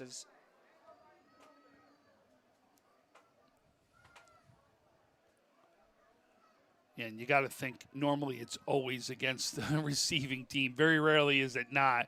So you got to think that this marches back at all. Do we see? I think we're going to just see a knee. You go into halftime right now and try to get ready for the second half and what adjustments that you're going to make. And one of the adjustments I think you could see is the kickoff game for St. Francis, because Elijah Kimball, sure, he's had the big runs, but most of these runs have come within the red zone. Mm-hmm. So you're allowing them less room to work. Do you start kicking the ball deep? Those muddle kicks to your point, Tom. Again, remember when they were at the 50-yard line, or was it really the 48-yard line? But they were right at midfield is where they were at. And I kept saying you cannot give an opposing team that kind of field position to start yourself off. First down from the 15-yard line after the holding penalty on the return. Buttles drops back, looking over the middle. Will fire. This one's caught by Necker. Necker trying to get out of bounds. Does he? No, he does not. He was pushed back. It was Xavier Gates Franklin and Jason Love. J Love, as he's affectionately called by teammates. Gates Franklin playing with a elbow brace on his left arm, one of the receivers and defensive backs here. Second down, 7 to go. Buttles drops back, moves up in the pocket, surveying the field. He'll get this one out to Anderson, who catches it and falls down. Pass was behind him, and that will do it for the first half. Canisius, St. Francis, blow for blow as the Crusaders lead 27-20 after the first half here on Western New York Athletics. Logistics Plus is a global transportation provider headquartered in Erie, PA with locations worldwide, including right here in Western New York. Logistics Plus is consistently recognized as a fast-growing transportation and logistics company, great supply chain partner, top freight broker, leading project cargo manager, and a great place to work. With a strong passion for excellence, our 500-plus employees put the plus in logistics. Or an efficient personal approach for all of your transportation needs. More information about our Buffalo office is available at logisticsplus.com. All right, there was a conversation between the referees. There were 2 seconds left when Anderson went down to the ground. Call it 3. So the half's not over yet. Canisius was already halfway to the locker room. One more play. Buttles drops back, looking deep, flushed up in the pocket. He's going to take it himself. Buttles gets away from one and another. He splits the defenders, makes another move inside the 40, and finally taken down. So nothing happening there, but good for the stat sheet for Trent. And now, after that extra football and an extra conversation or two. He had that flag out. I don't know if you saw it, but that ref went to go grab that flag right there. Coach Kurzanski splitting things up on the near side. It's been a chippy first half. I feel like we pretty much just got an extra play and an extracurricular. Well, it's been an entertaining first half. Canisius leads 27-20. We'll come back with a halftime report with Tom and I here on Western New York Athletics.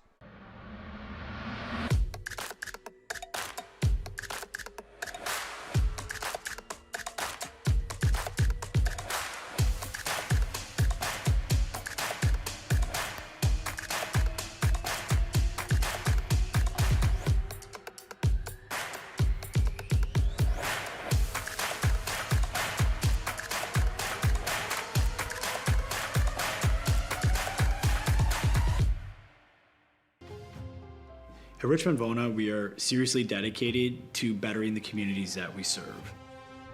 You will get super high level communication, and you are getting a team of dedicated attorneys, paralegals. If you put your trust in us and hire us, we promise to take care of everything. Call us as soon as possible so we can start the investigation to fight to get you the settlement you deserve.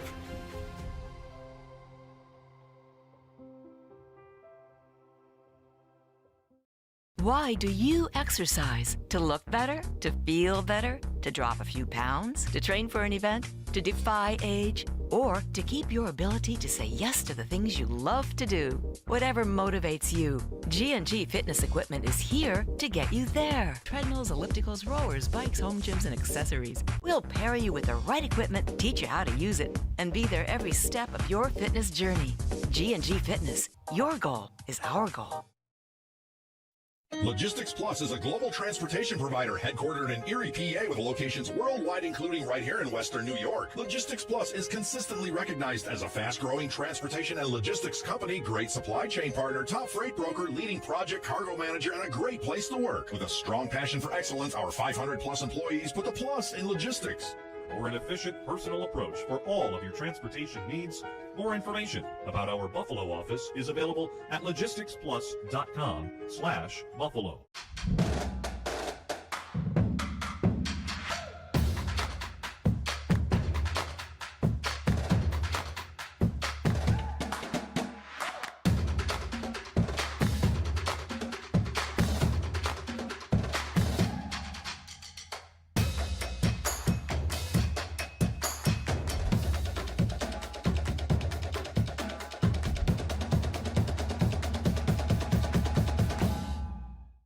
Wingnuts. You still got to go. Have you guys tried Room 40 yet? Looking for the perfect spot to throw your next party? Say hello to Room 40, our private event space at both Wingnuts locations. Maybe you got a birthday, a graduation, anniversary, business event, rehearsal dinner, or even a sports banquet. From intimate get-togethers to rowdy celebrations, Room 40 is built to handle it all and fits up to 60 guests, with custom food and drink packages, flexible setups, legendary Wingnuts hospitality, and all the wings you can handle. If you're planning a celebration or get-together in Buffalo, this is where the party's at. Local vibes, zero stress, all fun. Book Room 40 today and throw a party Buffalo won't forget. Hit the link in our bio or visit wingnutsbuffalo.com/room40 to book now. All right, well, we'll get I'll go if you go to Wingnuts. Deal. Look, Patriot account is not going to close itself. Looks like you're going to be here late again. I need this by morning. Oh no, not again. My son has a football game tonight. At WNYAthletics.com. You can thank me later. WNYAthletics, your home for high school sports. Yes. Box Out gives you the ability to create graphics at the speed of sports to highlight your athletic department, teams, and student athletes in seconds. Used and trusted by Notre Dame, Ohio State, UConn, Marquette, Georgetown, and many more of the top college brands in the country. If you want your school's brand to stand out through all the clutter, start your free demo at boxoutsports.com.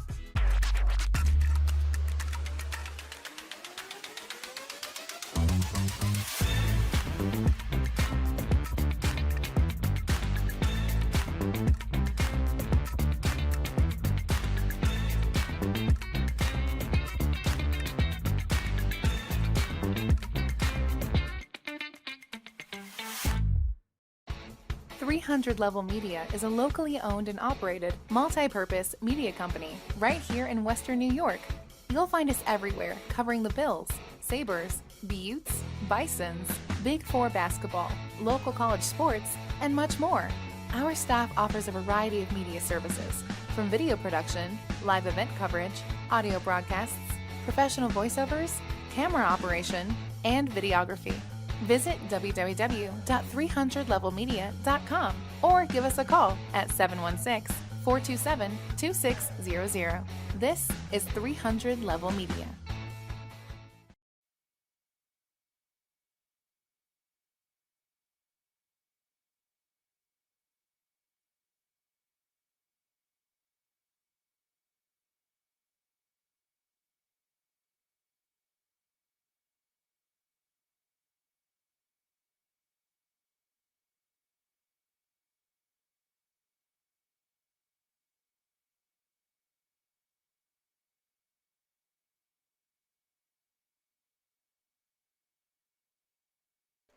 Back here at Coyer Field on the campus of Buffalo State, home of the Bengals, in a tightly contested first half, an entertaining first half. A lot going on, pushing, shoving, hard-fought football, and Canisius leading 27-20. And I'll be honest with you, Tom, this is the first time I've ever done a halftime show with breakfast pizza in my hand. But we're going to talk about, I know you love talking about the lines. What have you seen from each side of the lines? Because we talked about the skills enough thus far. Well, obviously you can see who's been running the ball more. And the most success running the ball has been with Canisius and Kimball. You are watching. We're pointing out the holes that are opening up. To me, when you're winning the trenches, the one spot to look at is in the A-gap, which is right up where the center is. When you're seeing runs go right up the middle like that and seeing it go for 10 runs or 10 yards or even more, that's when you have a win inside the trenches to the guys that are on the line. And when you see that and they're opening up those holes, that's an advantage that you have for the run game. One of the things I said in the Canisius St. Francis game 1, I had given a small edge on the line to Canisius coming into the game. And it was St. Francis who won the trenches. Well, early on in this one, you have to say that early on who's won the trenches is Canisius. Mm-hmm. It's exactly what we thought was going to play out inside game 1. And if you look, too, how many times have we seen Buttles running the ball having to go out to the outside, trying to go out past the ends to make those positive runs happen. That means, again, it's the defensive line penetration by Canisius that is causing him to have to go to the outsides to make the big plays that they're doing by the run. And Clark is not having the game that they want him to have right now. He hasn't been able to have the success going up the middle, going right now through that line. Yeah, to your point, we might see Clark, see if they can get him in the pass game. He's only had 3 receptions all season long, really been a true runner, over 130 carries on the ground heading into this contest. I mean, right now, you have to say, if we look at right now MVPs on both sides, like the guys that we'd be looking at, for St. Francis, obviously we're talking about Buttles, but Hopwood and Anderson are the other 2 that are in the conversation right now. Those are the 3 guys that are having the big games. And then for me on the defensive side of the ball, it's Ware that's having that big game as well out there. Those are the guys that we're talking about from the St. Francis standpoint. Now you flip it on the other side, and really, how can you say anything more than right now the MVP in this game not being Kimball? Yeah. I mean, every one of those touchdowns are because of him and what he's doing with his legs. Now, you want to sit here and tell me that you want to give some credit to that offensive line because of that? Heck yeah, I'm going to be right there with you and say that those guys in the trenches are the guys that are joining him as the guys to look at that are really the players of the game so far in this one. And to your point about opening up the A gap, it's been Javez Caldwell, the left guard, and Gabriel Oliveira, the center, that have really set the tone in the trenches for Canisius. They lead St. Francis 27-20 here at half. We will return with second half action and more breakdowns, maybe some score updates as Tom likes to do. Can I make one more point? Of course. And it's about Caldwell. 6'3", 305. And if you see how that young man moves on the field, he is getting double and triple team trying to come up the middle on that defensive line. When you do that, what you're causing is guys to get one-on-one matchups on the outside, and they can make the plays that they're out there making. I 100% agree with you that that's the one man to look at on the line, what he's doing on both sides. He is a big man with some athletic ability. He is fast, he is quick, and you can see how strong he really is. Number 56 in the white jersey you got to watch out for here in the second half. St. Francis will receive the opening kickoff of the third quarter. We'll see what goes on when we return here on Western New York Athletics. Wingnuts. You still got to go. Have you guys tried Room 40 yet? Looking for the perfect spot to throw your next party? Say hello to Room 40, our private event space at both Wingnuts locations. Maybe you got a birthday, a graduation, anniversary, business event, rehearsal dinner, or even a sports banquet. From intimate get-togethers to rowdy celebrations, Room 40 is built to handle it all and fits up to 60 guests. With custom food and drink packages, flexible setups, legendary Wingnuts hospitality, and all the wings you can handle. If you're planning a celebration or get-together in Buffalo, this is where the party's at.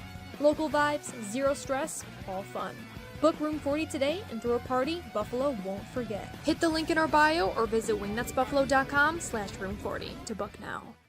All right, well, I'll go if you go to Wingnuts. Deal. Logistics Plus is a global transportation provider headquartered in Erie, PA, with locations worldwide, including right here in Western New York. Logistics Plus is consistently recognized as a fast-growing transportation and logistics company, great supply chain partner, top freight broker, leading project cargo manager, and a great place to work. With a strong passion for excellence, our 500-plus employees put the plus in logistics. For an efficient, personal approach for all of your transportation needs, more information about our Buffalo office is available at logisticsplus.com/Buffalo.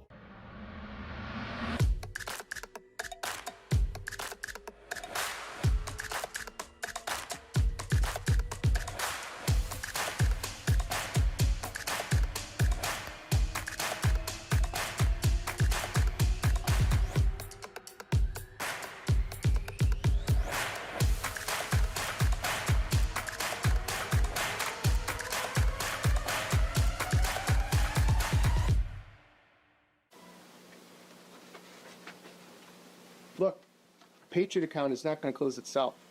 Looks like you're going to be here late again. I need this by morning. Oh no, not again. My son has a football game tonight. at WNYAthletics.com. You can thank me later.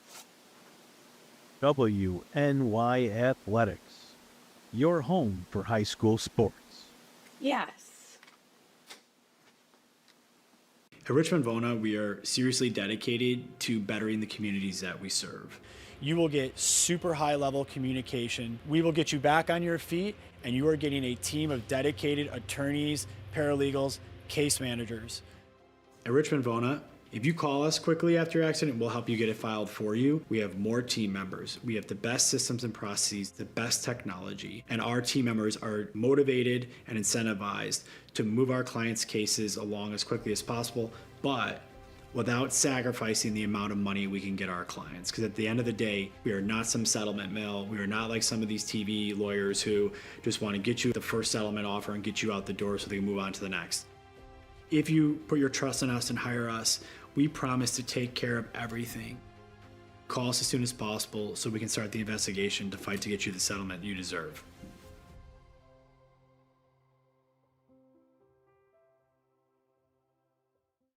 Why do you exercise? To look better? To feel better? To drop a few pounds? To train for an event? To defy age? Or to keep your ability to say yes to the things you love to do? Whatever motivates you, G&G Fitness Equipment is here to get you there. Treadmills, ellipticals, rowers, bikes, home gyms, and accessories. We'll pair you with the right equipment, teach you how to use it, and be there every step of your fitness journey.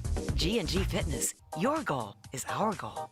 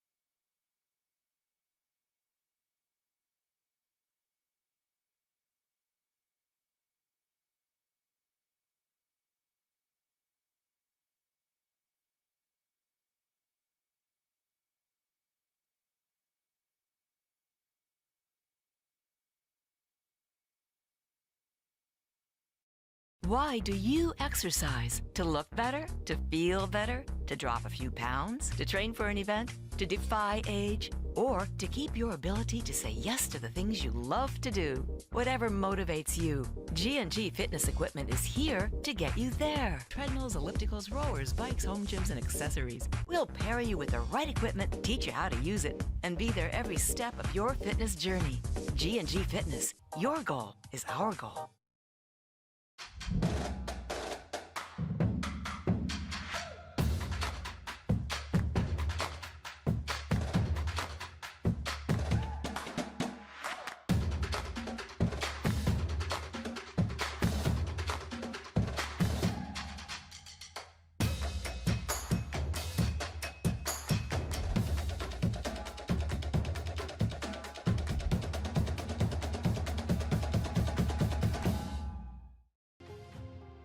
At Richmond Vona, we are seriously dedicated to bettering the communities that we serve. You will get super high level communication, and you are getting a team of dedicated attorneys, paralegals. If you put your trust in us and hire us, we promise to take care of everything. Call us as soon as possible so we can start the investigation to fight to get you the settlement you deserve.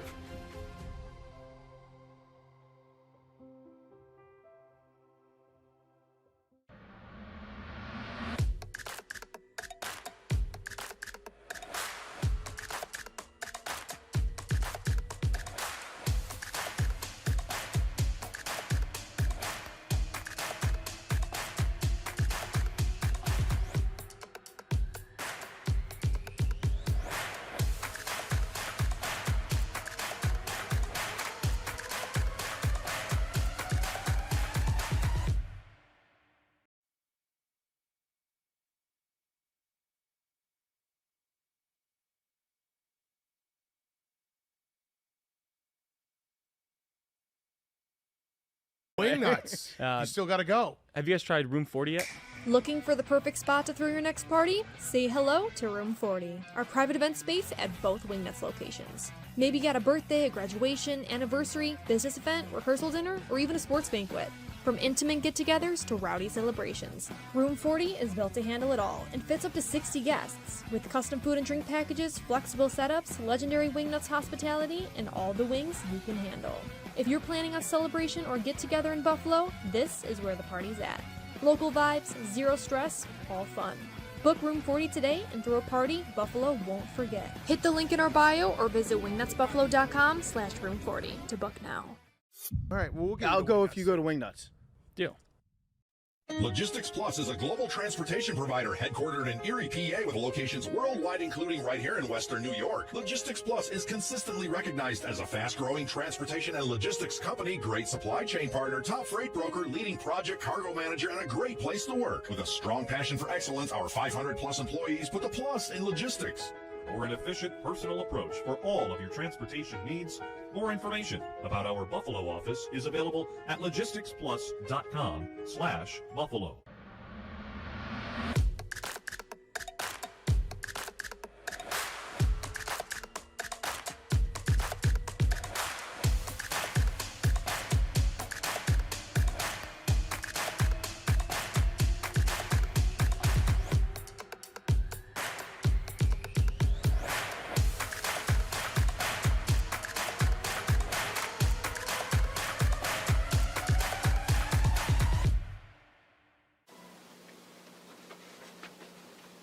Look, Patriot account is not going to close itself. Looks like you're going to be here late again. I need this by morning.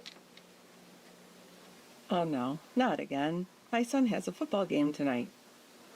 At WNYAthletics.com. You can thank me later. WNYAthletics, your home for high school sports. Yes.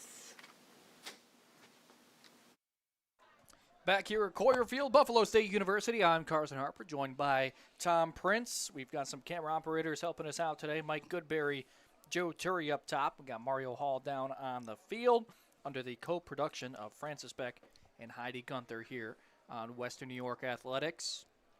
Tom, we've had a big weekend. What's happening over in Section 6 right now at All High Stadium? So we do have a score update. It is actually Chautauqua Lake Westfield. Brockton has taken an 11-8 lead in that game as they are into the second half.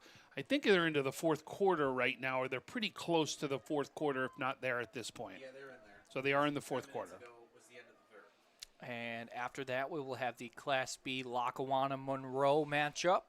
And then tonight, Bennett and Penfield. Penfield, first-time champions in Section 5, coming over to match up against Bennett tonight. Again, all those games at All High and all those games on the NFHS network. These two teams had an entertaining first half. Just a few moments away from the second half, as we said. St. Francis will receive the kickoff. Seen Buttles in the air hitting Anderson. Zielinski had an opportunity. Aiden Hopwood had a big play. Have not seen Larry Hardy III carry the rock yet. The captain has really played the fullback position for St. Francis thus far, and some of the players to watch out for and defensively for Canisius. Talked about Javez Caldwell at half. Terrence Schufer Jr. had a sack today. Had Caden Wayne running around a little bit. And we'll see if Amir Hernandez can come back into the game. He came out of the locker room fully suited up, was waiting to start stretching with his teammates, but after a conversation with Coach Craig Kurzanski, the body language didn't really look as such of someone about to come in. And with a head or neck injury as they were looking at him, it looks as though as Coach Kurzanski is going to take the more cautious route here. Yeah, you can see he's talking to coaches. And it almost looks like he's trying to get into that game. He really does. That's what the body language is telling me. Now, let's take a look. Every time Canisius has scored, St. Francis has answered. This is now has to be the answer that we talked about that we were looking for at the end of the first half. 24 minutes away before we name a Monsignor Martin champion is Tyrone Clark. receives the kickoff and takes it around the 33, call it the 32-yard line. And that's where his offense will set up shop to open up the third quarter. St. Francis trailing Canisius 27-20. As you said, Tom, they've answered Canisius but have yet to hold a lead in this contest. They were last tied at 2020. We've seen both teams try to go for two-point conversions, not convert. So who knows what will happen if St. Francis can come down and score, whether they try to tie it or do they try to go ahead for another lead? Both place kickers 2 for 2 on a day that has just around 12-mile-an-hour breezes across the field as we have a flag before the snap. They had a man in motion, which Aiden Hopwood.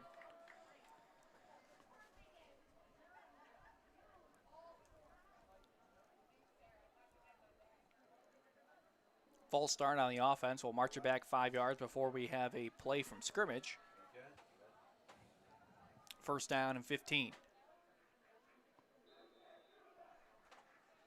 As the "you can't do that" chant started out, I think this crowd, it was a very longer halftime than what we're used to. And obviously, I think this crowd's been itching to just get this game going so they can get into the game as well. They put Hopwood in motion, hand it off to Tyrone Clark Jr. He has a hole, but is brought down after a short gain. Will bring up second down. And really, that's the thing is, sure, we've had a lot of fireworks, but it's kind of been drawn out the last few moments of the first half. So it's probably been 30 real-time minutes before either of these sides have been able to get excited. Yeah, and you can see and longer half times, you can see when we talk about even like the professional players and they have a big game like during the Super Bowl, they all say that longer halftime really does affect them in how they start out. Buttles drops back, facing off coverage, trying to get out of the way, throws it to the far side. This one's broken up, read like a book. Xavier Gates Franklin stepped in front of Tyrone Clark Jr., the running back coming out of the backfield, and nearly another interception. And that was a very similar play that we saw earlier where that interception came in that first half on that first drive by Amir Hernandez. Third down and 14. Caldwell, number 56 in white. We talked about him at halftime. He was chasing Buttles down. He's now defensive tackle on the near side. Third down, 14 to go. Buttles drops back, looking to the near side, getting through his progressions, escapes a pocket, rolls right, fires downfield, and it's caught. Matthew Zielinski got away from the defender, and another big buy time. Let your receivers do some work, and a huge conversion for the Red Raiders. By time, I can't believe he didn't get sacked on that play. And just understand what's going on with that play and feel the coverage and him to break out of that, to give his wide receiver enough time to be able to make that catch. That truly was an unbelievable play, and that's the reason why we've been talking about him as a top quarterback. They get this out to Hopwood. Hopwood hits second gear. He's got a first down and more down the far sideline. Aiden makes a move, breaks out of a tackle, looking for the end zone, and he's in. Touchdown. From 42 yards out, Aiden Hopwood, his second touchdown reception of the day. Wow. And we remember when we started at halftime, what did we say? One of the three players that have come up big that we were looking at in this game was Hopwood as one of the top players in the game. And that right there was the reason why we've called his name. He comes up huge. And you saw him moving left to right just to be able to get in that end zone was something to watch. Patience showed there from the junior from Depew. So now an extra point away from tying this game up yet again. Jacob Janis on. Buttles to hold. Good snap. Kick is up. And it is good. A minute and a half into the third quarter. St. Francis ties it up at 27. Let's take another look. And just look at this. Gets it right out, quick out right to him. He breaks it out to the sideline. And watch the shifting, left, right, and then walks right into the end zone for the touchdown. And it is, again, the answer has been made. It really may come down in this game and in this second half. Who is going to make the one defensive stop for your team to be able to go ahead and win it. Yeah, and you also had a offensive block there, lead block from Evan Necker, a fellow receiver. But, yeah, to your point, this has really been an offensive-heavy contest between these two teams. So look at it from this. If nobody makes a stop, it will be the team that has the ball last that may win this game. So you could look at this from two different vantage points. Whether it's going to be all offense, it's going to be who has the ball last, or who's the one defense that could come up and make that needed stop. In the advantage for St. Francis, their air attack today has been phenomenal, so they really don't need a whole lot of time to work the field. And I agree there, but I'll tell you, that's the one thing I've loved about St. Francis all year. They are not a one-dimensional team. Another onside kick, this time fielded by the front line. No adjustment there, Tom. Yeah, I know you don't want some of these electric. And by the way, Amir Hernandez is out on the field. Oh. So he was out there on that kickoff right there. So he is playing inside this game right now. Whether we're going to see him play fully, I don't know. But he did go out there at least on that kickoff. Mateo Brusco will head out at the quarterback position. Elijah Kimball to his left, two receivers to the far side, 11 personnel for the Crusaders as they put Gaines in motion across the formation. First down from their own 46. Handed off to Kimball. Makes one move into the hole and then dragged back. Tavio Hoos helped out, bring him down on the ground, as well as Lauren Thompson.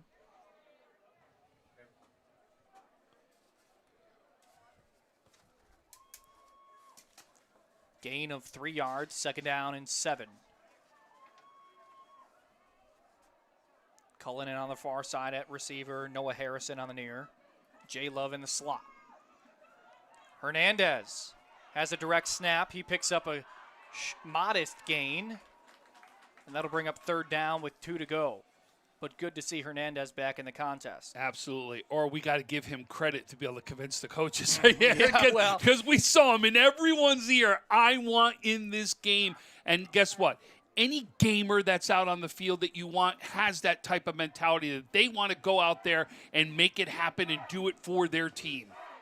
Especially if you are a senior. It's even more. You do not want your last game standing on the sidelines, and that was not going to happen. Amir Hernandez was going to figure out a way to be able to get back out on that field. After the spot, third down, 3 to go. Jet package in for the Crusaders. 3 receivers on the far side. Brusco barking out the cadence. Gets the snap. Hands it off. Kimball pushes through, and that looks good for a first down for the Crusaders. So they spread it out. They put the speed and the receivers on the field and give it back to Old Reliable. And I'll tell you, number 28 is the one who makes the tackle right there, and that's Luke Fleischman. We've talked about him a lot. Did you see the way he held on to those ankles right there? He made sure he couldn't keep those legs moving, and that was one of the big plays for that stop, because if he breaks that, you're talking about him going even farther. A junior out of the town of Chaffee, New York. First down, Hernandez in the Wildcat. Gets a direct snap, heads left, has a few blockers pulling from the right side. Pick up a few yards and some action inside of the scrum as Hernandez was being brought down. And here comes the replay right here, and you can see direct snap. Hernandez cuts it right up. Goes about the B gap is where he goes up right there, cuts it right up. But those holes are really opening nicely for you to get a minimum 4 or 5 yards every single time. So they're going to stay with the dual Wildcat as Brusco's helmet's on the top of his head on the sideline. Kimball in at quarterback. He's going to fake it to Hernandez, take it himself on the read option up the middle. Breaks one tackle, through another, and powers his feet inside the 20-yard line. First down with a flag behind the play. We have a Crusader without a bucket on.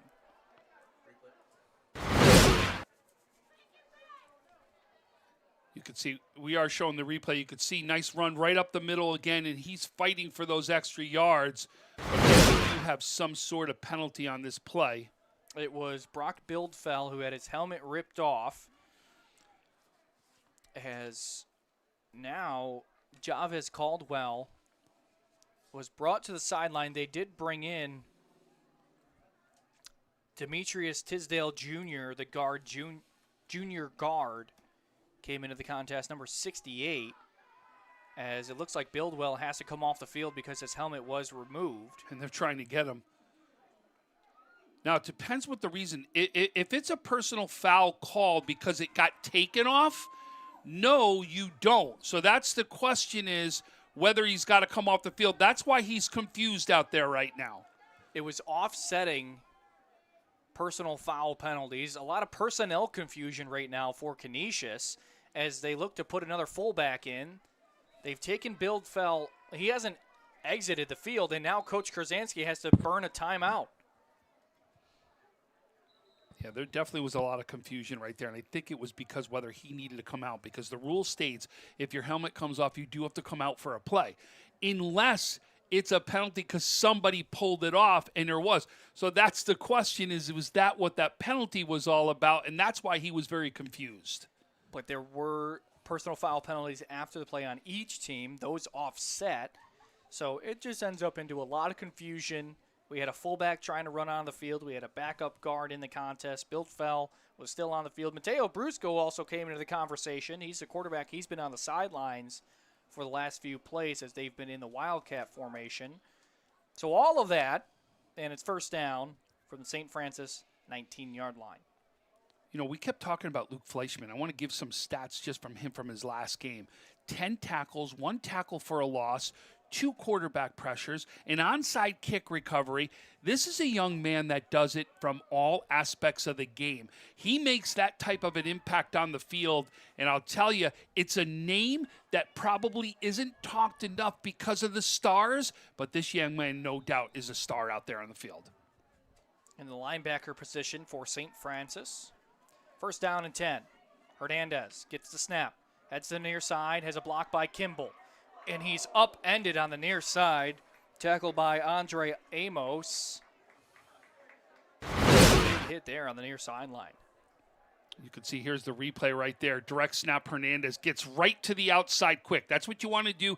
Get to the edge to see if you can cut it up the minute you get to that sideline. And you can see great defense right there by St. Francis to not allow him to cut it up the field. So they'll bring in an extra lineman for Noah Harrison. And it is Tisdale Jr. as they put Bildfell 6'7", 315 from Ontario as the tight end. Snap. Kimball takes it himself. He's got an escort, bounces out of 1 tackle and inside the 10-yard line. They also had Javez Caldwell, a defensive and offensive lineman, playing the sniffer fullback position right behind the offensive line. What a better guy to do that. Mm-hmm. You know what I mean? And listen, Caldwell could easily play that role as well because of his athletic ability. If you want to run behind somebody, and guess who's right now playing that wingback position? It's Caldwell. Listen, that's the guy I want to run behind. You better go right behind that young man just like that, because that hole opened right up because he ran into it, pushed his guy back towards the middle, and it would have been a direct lane right to the end zone. But to counter that, the backside of the St. Francis defensive line makes that play there. And they've really had a nice day all along with Terrence Ward leading the charge. Yeah, no doubt about that. I agree with that point as well. But you can see they're going heavy right now, using their athletes right now to try to open up these holes even more. Terrence Schuford Jr. now in at the tailback position as Kimball will take the direct snap and head the other way. Stiff arm. Can he get in the end zone? Yes, he does. Elijah Kimball. 1, 2, 3, 4, 5 rushing touchdowns for the Connolly Cup finalist. I mean, what more now? Can we give him any more accolades? I don't know what other adjectives I could possibly use, except for this. Just this young man is proving why we consider him the top running back in Western New York. He's doing it all over the place, and it doesn't matter. But it seems if Canisius is going to get into the red zone, that Kimball's going to find a way in the end zone then. Bar on for the extra point. Kick is up, and it is good. So Canisius takes a 34-27 lead over St. Francis with just under 6 minutes left. Let's take another look at the play. A nice fake. You can see everything's going left. Kimball goes right, tries to get himself into a one-on-one matchup, which is exactly what he has. That was one heck of a stiff arm right there to make sure he can get into the end zone. And earlier this week, yesterday actually, we had a media day here between the two teams. And I asked both coaches, says both you guys have been in Western New York football for a very long time. Not only that, you've been very successful. What have you seen the evolution? Coach Craig Kurzanski said, well, when I first started, I was using that power eye. And you know what? It's 2025, and I find myself using the power football game right back in 40 years of coaching. So really two different philosophies that's working in this game, per se. You have the passing ability of St. Francis and really the power of Canisius being on display today. Well, if you think about it, we're in the evolution of football where it's about the quarterback. It's about passing down the field. It's about quick strikes. But the high school game isn't always about that. And that's where you see a coach like that, exactly what he says, has to change constantly by the players that you have on the field that you can make them be great and make them do the things that they need to do. Clark fields this at his own 5 and has a return of around 21 yards. Ball on the 26, first down and 10 for St. Francis. And we do have a player down on the field. We'll give him some time. Canisius leads St. Francis 34-27 here on Western New York Athletics.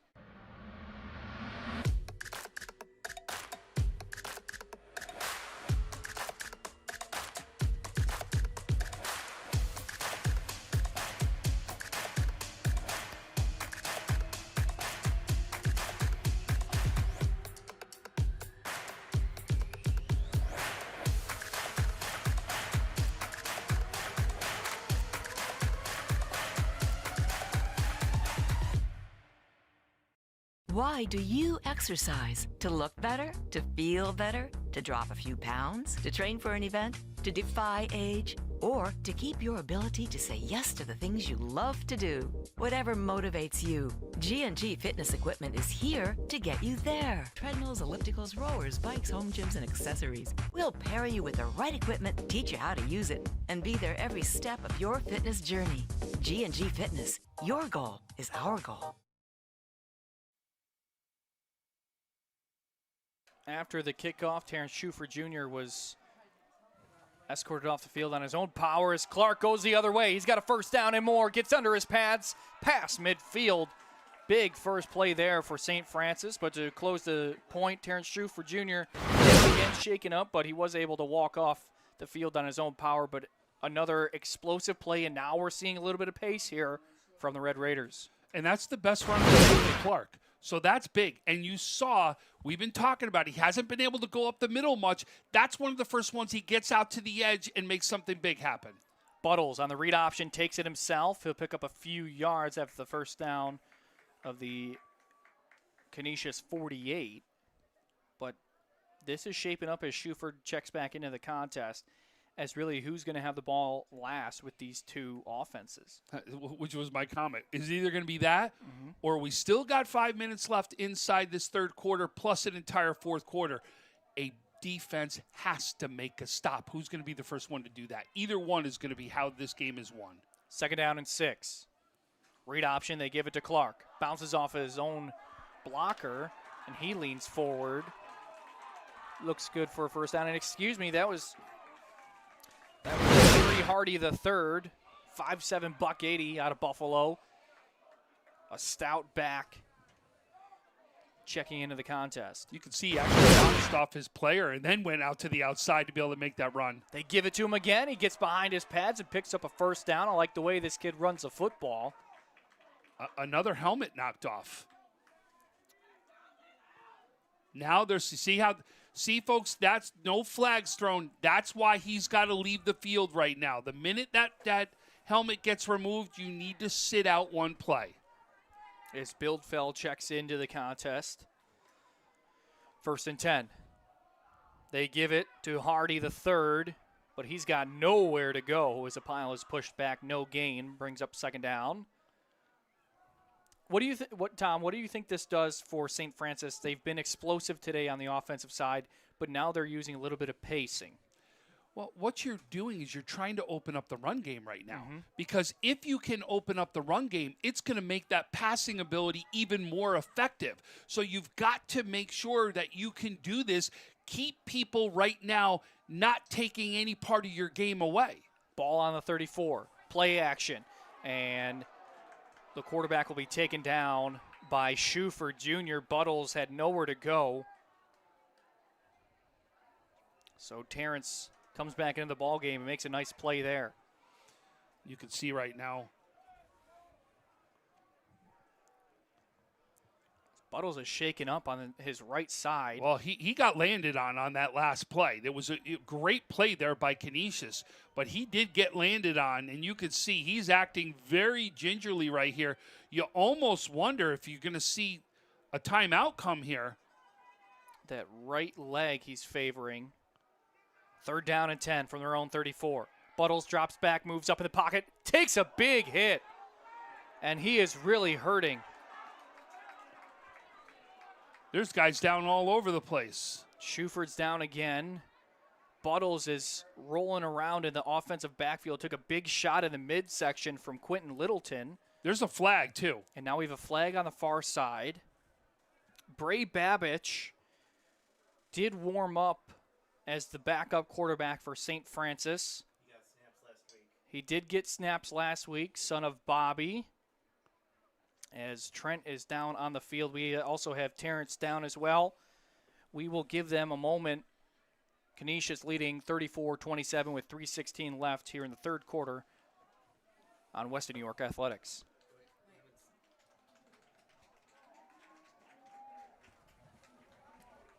So it was a pass interference on the defense. Buttles helped to his feet. Schuford still being worked on. So amidst all of that, it'll be good for a 1st down. They'll take Buttles to the sideline. Can you just believe the heart that this kid's got? We watched him limping out there, and he still throws a dart to his guy, gets the flag that he needs, and still moves the sticks after that.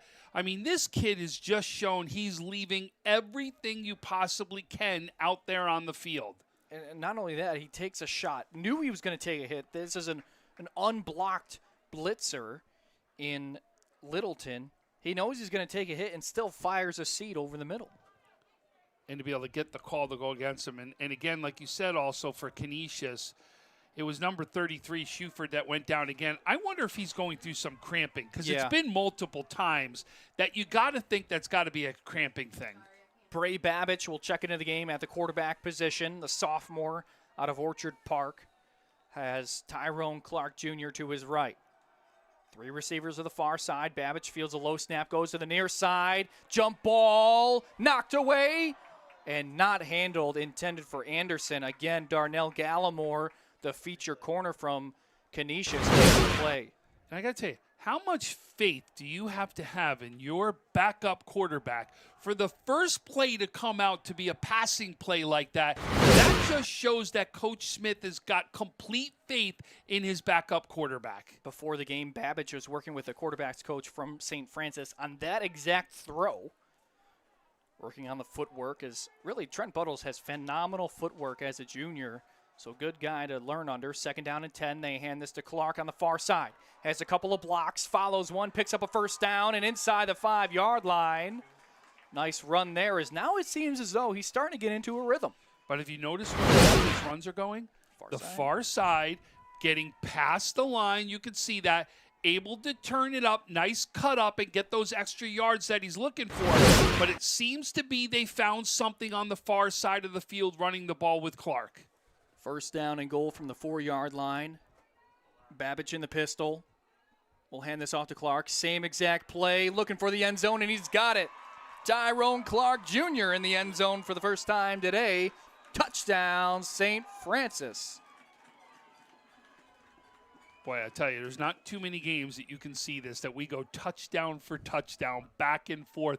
It has been Canisius leads the way, and St. Francis has answered every single score so far. And it looks like they will attempt a point after kick with a different kicker.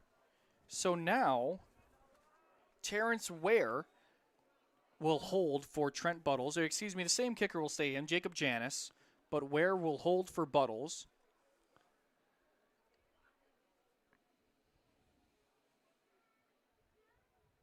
Snap is good, hold, kick is up, line drive, makes it through.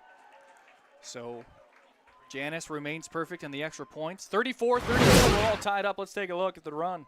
You can see the same exact spot we've been talking about. Gets right to the edge right there, walks into the end zone, and a great job as St. Francis answers again. We can see on the far sideline that Buttles is being worked on. It looks like trainers is what they're trying to look on. It almost looks like they're trying to loosen something up, that he's tight is what it looks like from here. I will not be surprised if we see him get back into this game. You see trainers over there right now trying to help him get better. He was grabbing his right hamstring before he took the hit. They look like they're working all his calves as well as his hamstring is what they look like from here. They were going up and down his entire leg is what they were doing. I know that face. You got the binoculars. I know that face. That's a cramped face. Yep. And I'll tell you, if it's only a cramp for some of those hits that we saw, wow, because it looked like it was going to be something that was much worse than that. So if that's the case, that would be fantastic news for St. Francis and, of course, that young man that we want to see get back out here on the field. But you do lose the mobility that he's needed to extend some of these plays to make the offensive explosiveness happen.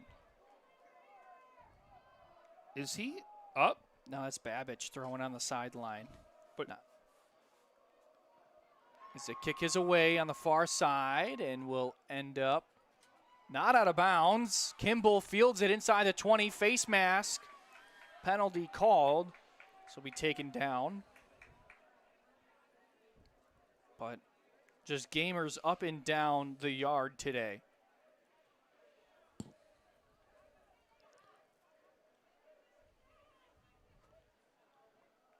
Now remember, he's a big part of the defense as well, so that's what we'll wait and see. If he gets back out on the field, we'll see him come running out because he does have just as much of an impact on the defensive side of the ball that he does on the offense.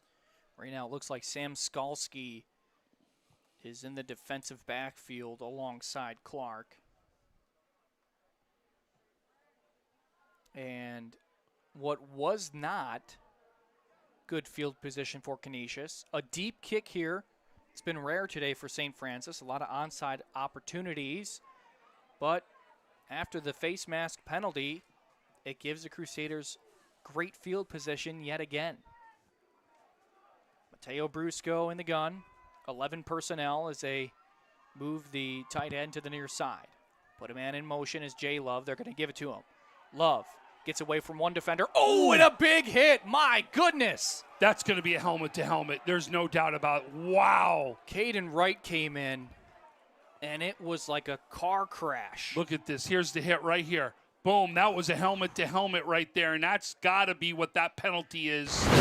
Wow, that was a hit. The fact that he took it, though, as well as he did, like it was nothing, is even more unbelievable. And with that, Trent Buttles will check in for Caden Wright, who exited after the penalty. So Buttles back in at safety, having a conversation with Skalski.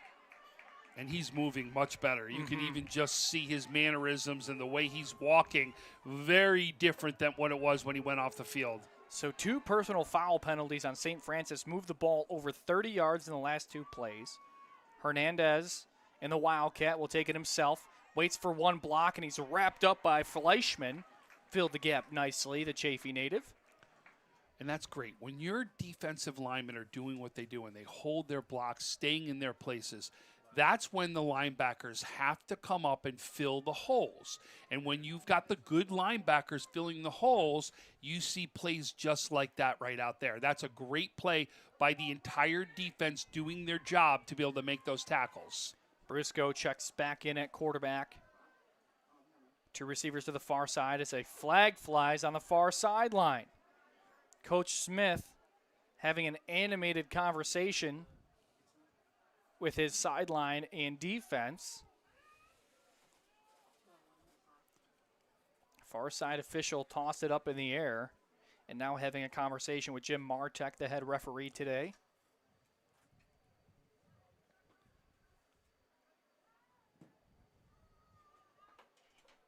Tied all up at 34. 2 minutes to go here in the third quarter. St. Francis, all 3 timeouts. Canisius had to burn one with that confusion earlier on this quarter, and the flag is waved.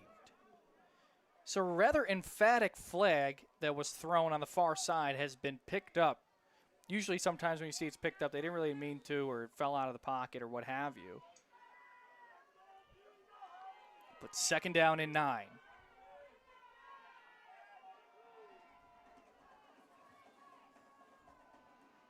Snap. Hand off to Kimball. Gets away from one defender, stiff arm, and escorted out of bounds around the 28-yard line. That'll bring up third down and short.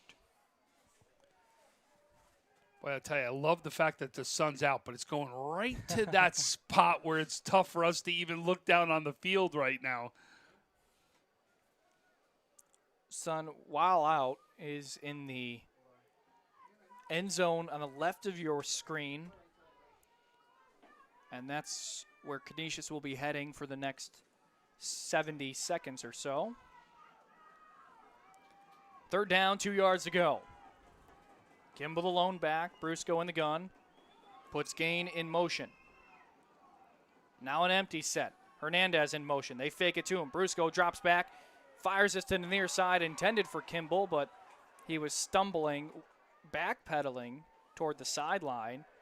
But it looks as though that ball had a little too much mustard on it. And then there's a flag too. There is.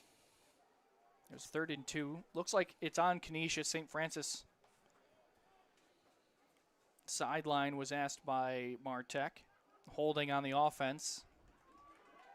But you almost have to accept this 4th and 2 with that incompletion. You know who's getting the ball.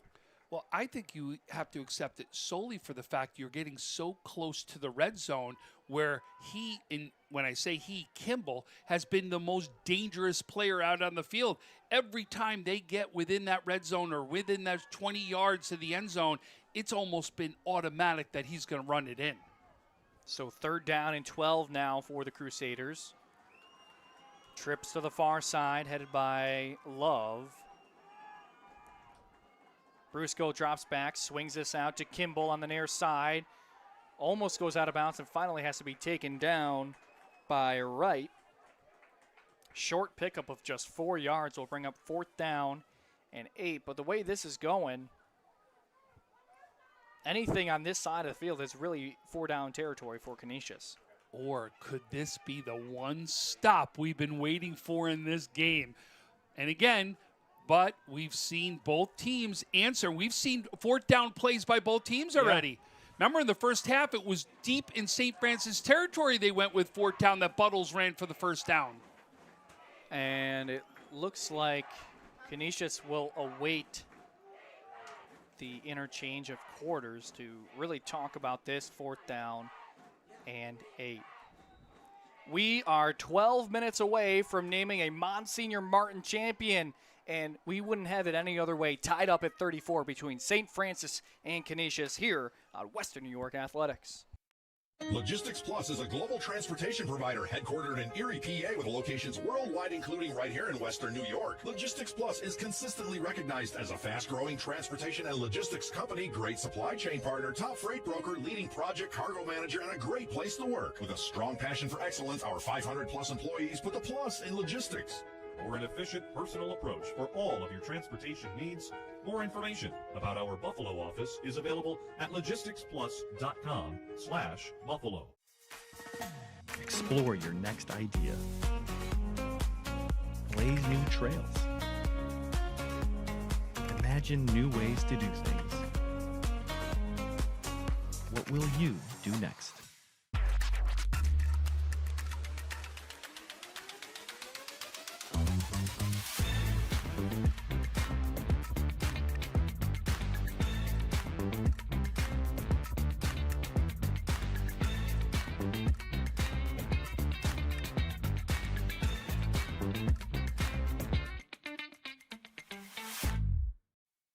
Back here, Coyer Field, Buffalo State. I'm Carson Harper, joined by Tom Prince under the production of Francis Beck and Heidi Gunther.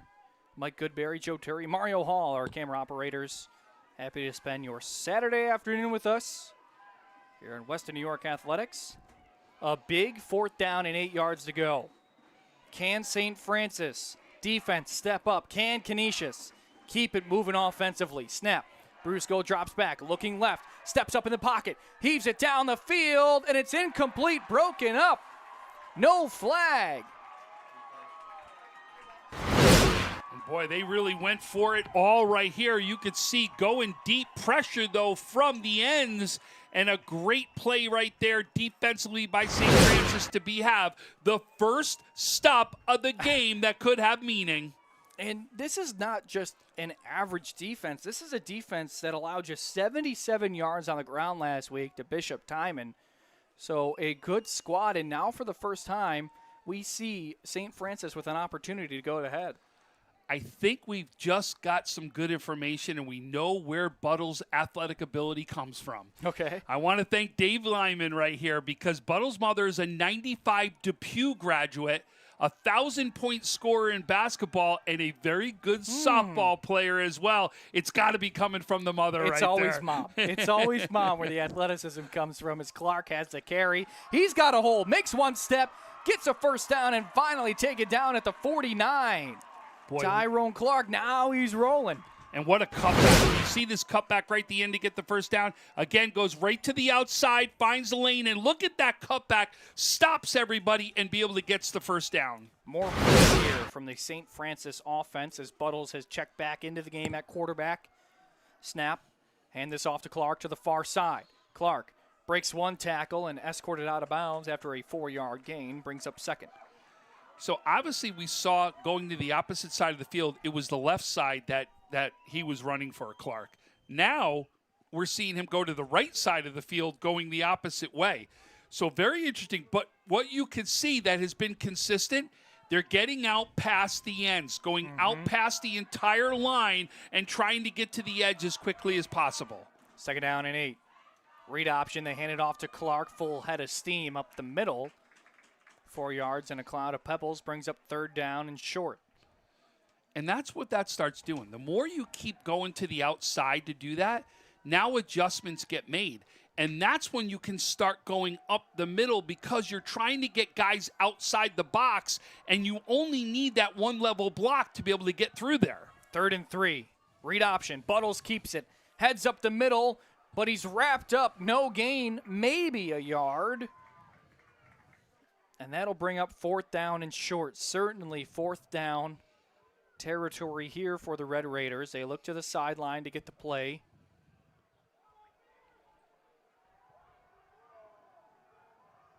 Canisius makes some changes defensively. Brings on Buildwell. Right up the middle. They got a lot of humans in the middle of the field. 4th down and a yard to go. Buttles takes it himself, tries to get up the middle. He's got a first down, gets behind his pads, breaks a tackle, and pushes the pile inside the 35. Canisius brings the power, brings the big boys, and Buttles comes out with a first down. And to see that block on the outside, he goes underneath that block right there to be able to get that first down and really sticks. 1st down in 10. Ball on the 36. St. Francis now moving the ball well on the ground. 10 minutes to go in the contest, tied up at 34. St. Francis has answered all day long, but yet to have a lead. Buttles rolls right, throws. This one is caught. Not to the intended receiver, but the backside receiver comes up with it, and it's Hopwood yet again. Aiden making a play. Unbelievable. I couldn't believe he threw the ball, because I go, that's into traffic I thought was going to be intercepted. And then all of a sudden you see Hopwood come out of there with the catch. And again, he puts his name on the stat sheet as a top receiver in the game. Looks like it was intended for Zielinski, but Hopwood happened to be the right guy at the right time. Then again, what do we know? Hand it off to Clark. Runs into the defensive line. Quentin Littleton laying the wood, a sophomore yet again. with a physical play. And one of the best drives we've seen from St. Francis as far as the clock. You're not trying to get that one shot to be able to go quick possession, not use a lot of the clock. This is the one time they're now using the clock to their advantage because the run game has finally started to come through for them inside this fourth quarter. Read option. They'll hand this off to Clark. Clark jumps into the end zone. Touchdown, St. Francis. Their first lead of the day, Clark's second rushing touchdown. We can hear the crowd out there as we speak. You can see it's been getting louder and louder in the second half. Because of the long halftime, it got really quiet. And then you saw, remember the first penalty that came out right when we started the second half? It was like this crowd was dying to start to get into this game, and now they're finally in it as we're going to get the push right here to the end of the game. Janice on for the extra point. Buttles returns as the holder. Snap is good. Kick is up. Line drive, and it is good. Under 9 minutes to go. 41-34. St. Francis leads for the first time. We'll take another look at the touchdown run. You can see right there, handoff, and he does exactly what we've talked about. Get to the outside of the ends and then cuts it up the minute he gets to the outside and be able to get that touchdown. That's a great play right there by St. Francis. And now the first lead of the game, now we flip roles is what we have to do right here. We've seen St. Francis answer Canisius every single time they scored. Now Canisius is going to have to do the same exact thing. Or is there belief on this defense right now for St. Francis that they can make a stop, that they could come up big and make another stop to see if they can go down and try to win this ball game? And to your point, Tom, all we needed was one defensive stop for momentum to start to switch here. St. Francis side has come alive. They're to the right of your screen. We got a jam-packed crowd here at Coyer Field. Nowhere to stand. Nowhere to sit. Doesn't matter if you're on the field or in the stands. Franny's student section coming alive. But if this game has been any indication, Canisius is going to answer. You'd have to. It wouldn't be a game that we've been calling for that not to happen. I mean, you and I, we've seen a lot of touchdowns in the last 24 hours. We had the Mac Capon 75-12 win Newfane over Avon last night in Class D. So Tom and I have really gotten our money's worth in football. This one fielded by Gates Franklin at the 20-yard line. Not sure if he really was supposed to field that one. Well, it looked like he fair catched it. Yeah. Did you see him? He gave the fair catch signal, and that's what the St. Francis sideline is yelling about over. You see? And now the ref is saying the same exact thing. That was a fair catch. He's telling the head referee, yeah, I saw a fair catch. I saw the arms wave. Now it's really just if it's a convincing enough argument here from the far side referee.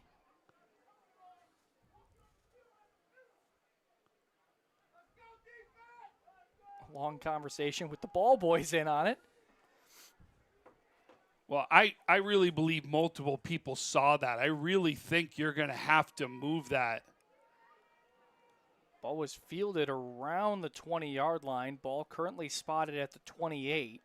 Now you got a ref with the ball in his hands that is down in the area of the fair catch. Well, each ball boy has a ball. We don't know what the kicking ball is being returned.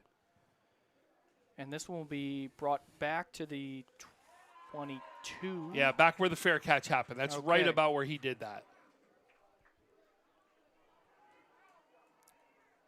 So we'll officially call it the 23-yard line, first down and 10 for the Canisius offense. Kimball's in the backfield. Fullbacks bookend the line of scrimmage. Snap, handoff to Kimball. Makes one move and runs into Ware. Terrence is having a real nice day at that defensive end position for St. Francis. And you like how he goes up and down the line the way he moves. That's what he does really well. We've seen him catch people from behind. We've really seen him go up and down that line to clog a hole or to make a tackle and do it either head on or from behind because he's got that speed to catch up and be able to make that tackle. Gain of 5, second down. 5 to go. Now 8 minutes left in the contest. 41-34, St. Francis leads. Kimball just gets out of the line of scrimmage, spins out of one tackle, and it's going to take a lot of Red Raiders to bring him down. That play was almost blown up in the backfield. That really was. And the one who almost blew it up in the backfield was number 44 on that one. Did you see the way he comes down? And that's Noah Violante right there. You could see, just watch. You could see he goes back, almost makes that play, and then sees the play still coming on. He almost gets right back into the mix of things, not giving up on the play right there. Run was good for a first down. Ball spotted at 35.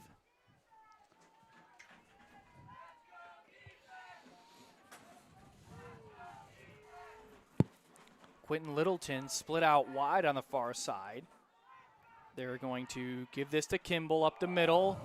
Or excuse me, it was Hernandez. And another big hit from St. Francis. And it was number 2, Sam Skalski. Gets the crowd fired up. We've done a lot of games, but I'll tell you, just to hear the woes coming from the crowd on some of these hits, the only game that I've really seen that had this type of hits in it was when Niagara Falls and Lancaster played against each other. I was hearing that all day long, and it was constantly stoppage of the clock to get guys on and off the field. That's the type of game this is right now with the hits. Second down and 5. Brusco gets this one out quickly, caught by Cullinan. Will pick up a few yards. Brings up third down and short. Amos in on the tackle. He's had a nice night, the corner for St. Francis on the near side. Broke up a big 2-point conversion against Cullinan and then broke up that long pass into the end zone for Canisius on the last drive. Third down and a yard to go. 2 fullbacks in the contest. They'll bring it to Kimball, and he's got a first down, 2-yard gain, moving the chains as we head inside 6 minutes left to play.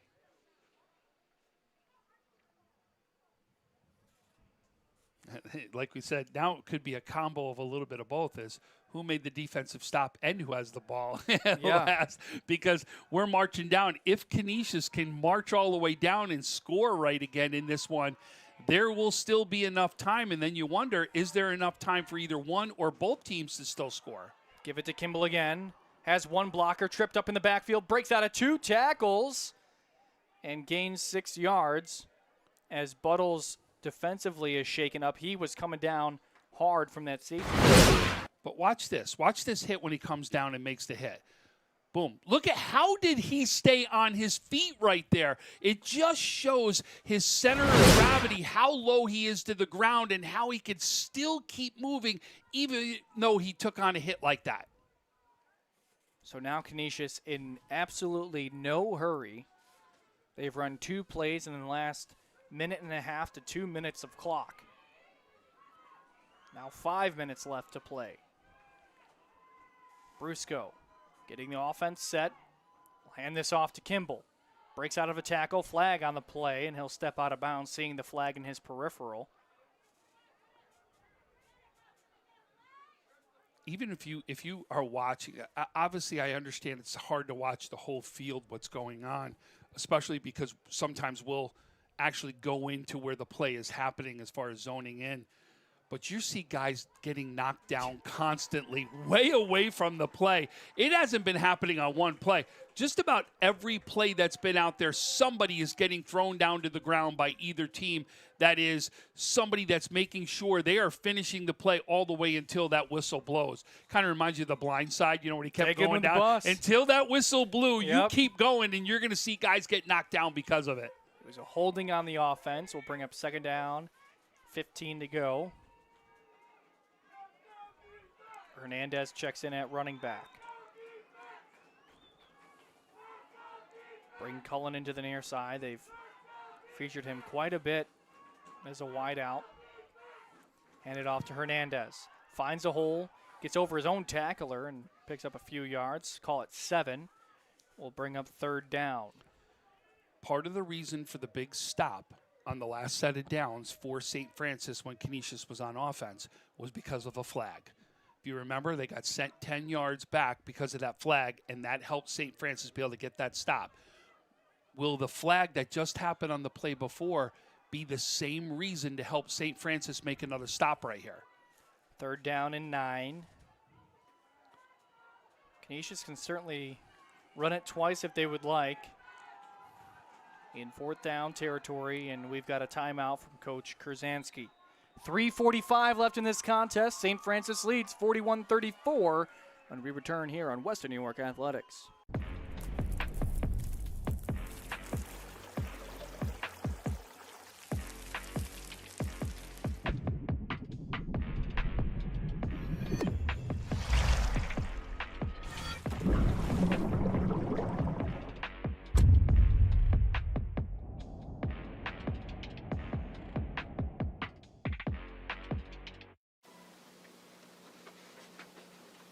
Look, Patriot account is not going to close itself.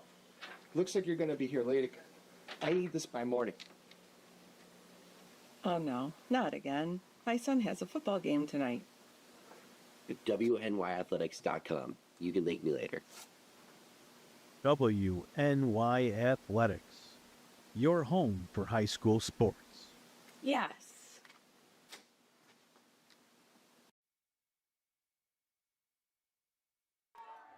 Third down and 9 yards to go for Canisius. Brusco in the gun with Hernandez on his left hip. Looking right, fires right, looking for Cullinan on the near side, battling the defender, and it falls. Did he come down with my goodness? I swear that ball hit the ground. So he makes that catch, hits the ground, and then went to the ground. Here's the replay. How he catches this. He goes around him to be able to make that catch. Another highlight reel here today. Cullinan is really showing why he's the feature receiver. But I wonder if he hits his head right here in the ground. See how the head bounced off the ground? He stood up and went right back to the ground right there. That right now we're just hoping that he's okay because you saw the head bounce right there off the turf. Well, we'll give him a second. Again, St. Francis leading Canisius. Crusaders driving here at Western New York Athletics. Logistics Plus is a global transportation provider headquartered in Erie, PA with locations worldwide, including right here in Western New York. Logistics Plus is consistently recognized as a fast-growing transportation and logistics company, great supply chain partner, top freight broker, leading project cargo manager, and a great place to work. With a strong passion for excellence, our 500-plus employees put the plus in logistics. For an efficient, personal approach for all of your transportation needs, more information about our Buffalo office is available at logisticsplus.com/Buffalo. Explore your next idea. Blaze new trails. Imagine new ways to do things. What will you do next? So Cullinan able to get off the field on his own power. He'll head to the bench. 1st down and 10 for Canisius. On their own 22, they hand this off to Kimball. Kimball up the middle, runs it to Fleischman. Makes the tackle, brings up 2nd. And here comes the replay right here. You can see he goes right up the middle right there, and what a big hit right there to make it a short gain. But I'll tell you, Cullinan right now on those sidelines, they're going to have to rely heavily right now on this run game or use their guys that they have in Hernandez and Kimball and make them part of the passing game. That could easily be something that happens as well, but you're going to need to rely heavily on both your running backs right now. So we have another timeout taken by Canisius. Things getting chippy. Cullinan, as we said, was able to get up as he fell to the ground after making that incredible catch that I still can't believe the ball fell on top of him. But now You turn to receivers like Noah Harrison. We've seen Quentin Littleton. Hey, let's take a look at. We'll take a look at this catch again. Yeah.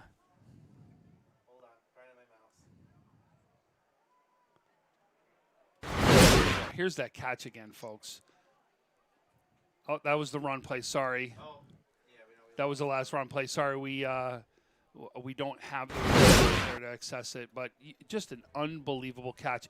That is something we'll make sure that goes out onto social media because really is something to watch. That may be one of the highlight catches of the year. In fact, that may be something that's got to get sent into a Sports Center type play because that's the kind of play it was. That was an absolute incredible catch that deserves all the accolades and more.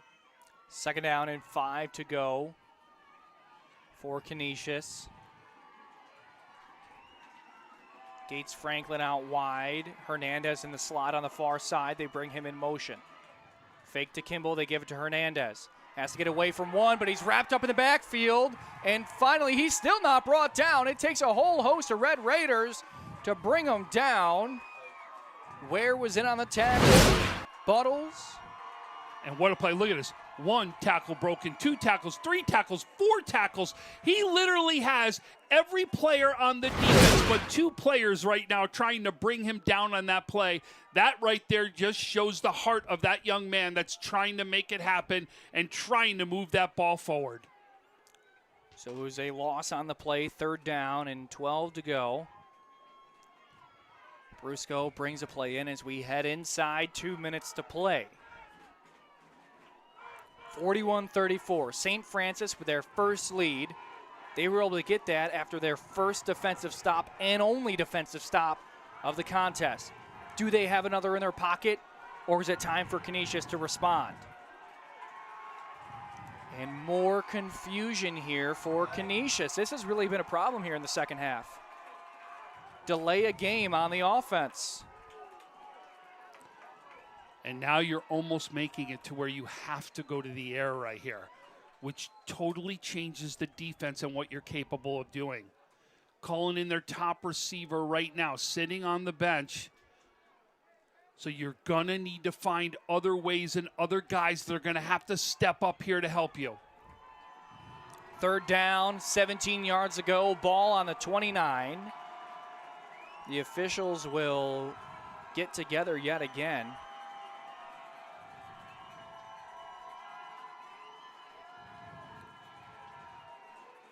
Jim Martek will now talk to the St. Francis sideline.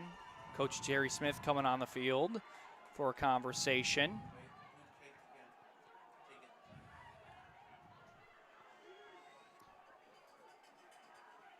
So after all that, 3rd down, 17 yards to go. Brusco in the gun. Kimball to his right, trips to the far side. Snap. Drop back, looking right, flushed right, throws across his body, and it's caught at the 20, spinning out of 3 tackles. Wow. Is Jason Love, and that makes it a manageable 4th down. Ball at the 18, will be 4th and medium. Not only do you got to give Love credit, but Brusco, the way he gets out, tries to get as much time as he can for Love to get open, and Love fought for every single one of those yards after he makes that catch. Boy, folks, this right here is your ball game. Who's going to have it? Does Canisius have it in them? Does St. Francis make the stop? Everybody's going nuts here right now. Inside a minute, Canisius needs this 1st down. 4th down, 6 to go. Brusco drops back, rolls right, looking, firing. It's intercepted. Incomplete, out of bounds. Well, we said, who's the defense going to step up? Back-to-back drives. St. Francis comes up big. Wow.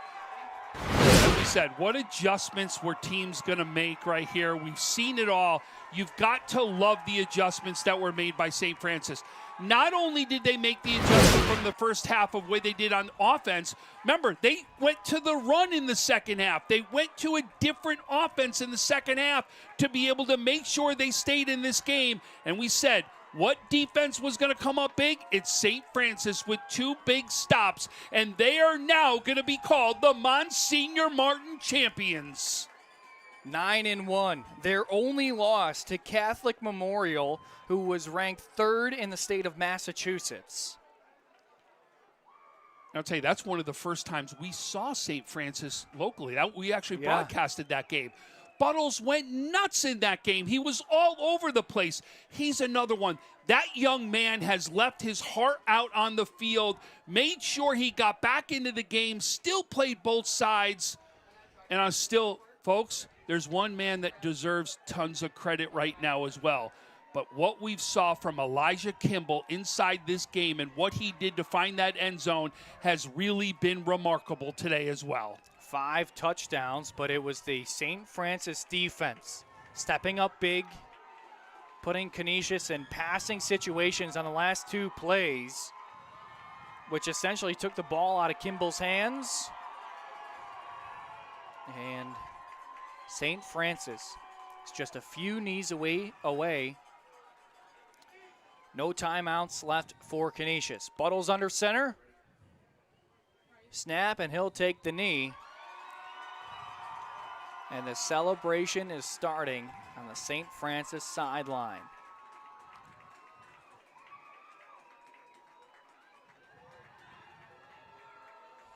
You're getting a coach hug right now.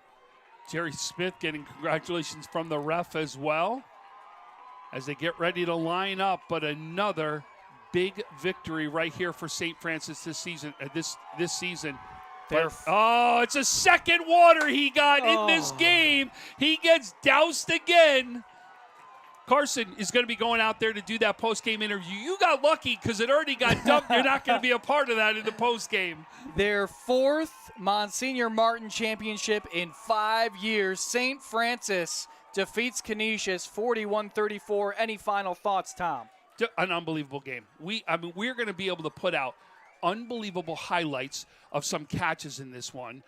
Really, the hits in this one, the defense in this one, just the stars stepping up. It really has been everything we wanted in this game and more. And I'll tell you, I don't care which side that you rooted for in this one. You can truly leave this game being proud of the team that you were out here rooting for because it was left all out on the field. Well, the game lived up to the hype. We appreciate you spending your Saturday afternoon with us. Our camera operators, Mike Goodberry, Joe Turry, Mario Hall. We've been under the production of Francis Beck and Heidi Gunther. I've been joined by Tom Prince. I'm Carson Harper. Thank you. Again, the Monsignor Martin champions in 2025, the St. Francis Red Raiders defeat Canisius 41-34 here on Western New York Athletics.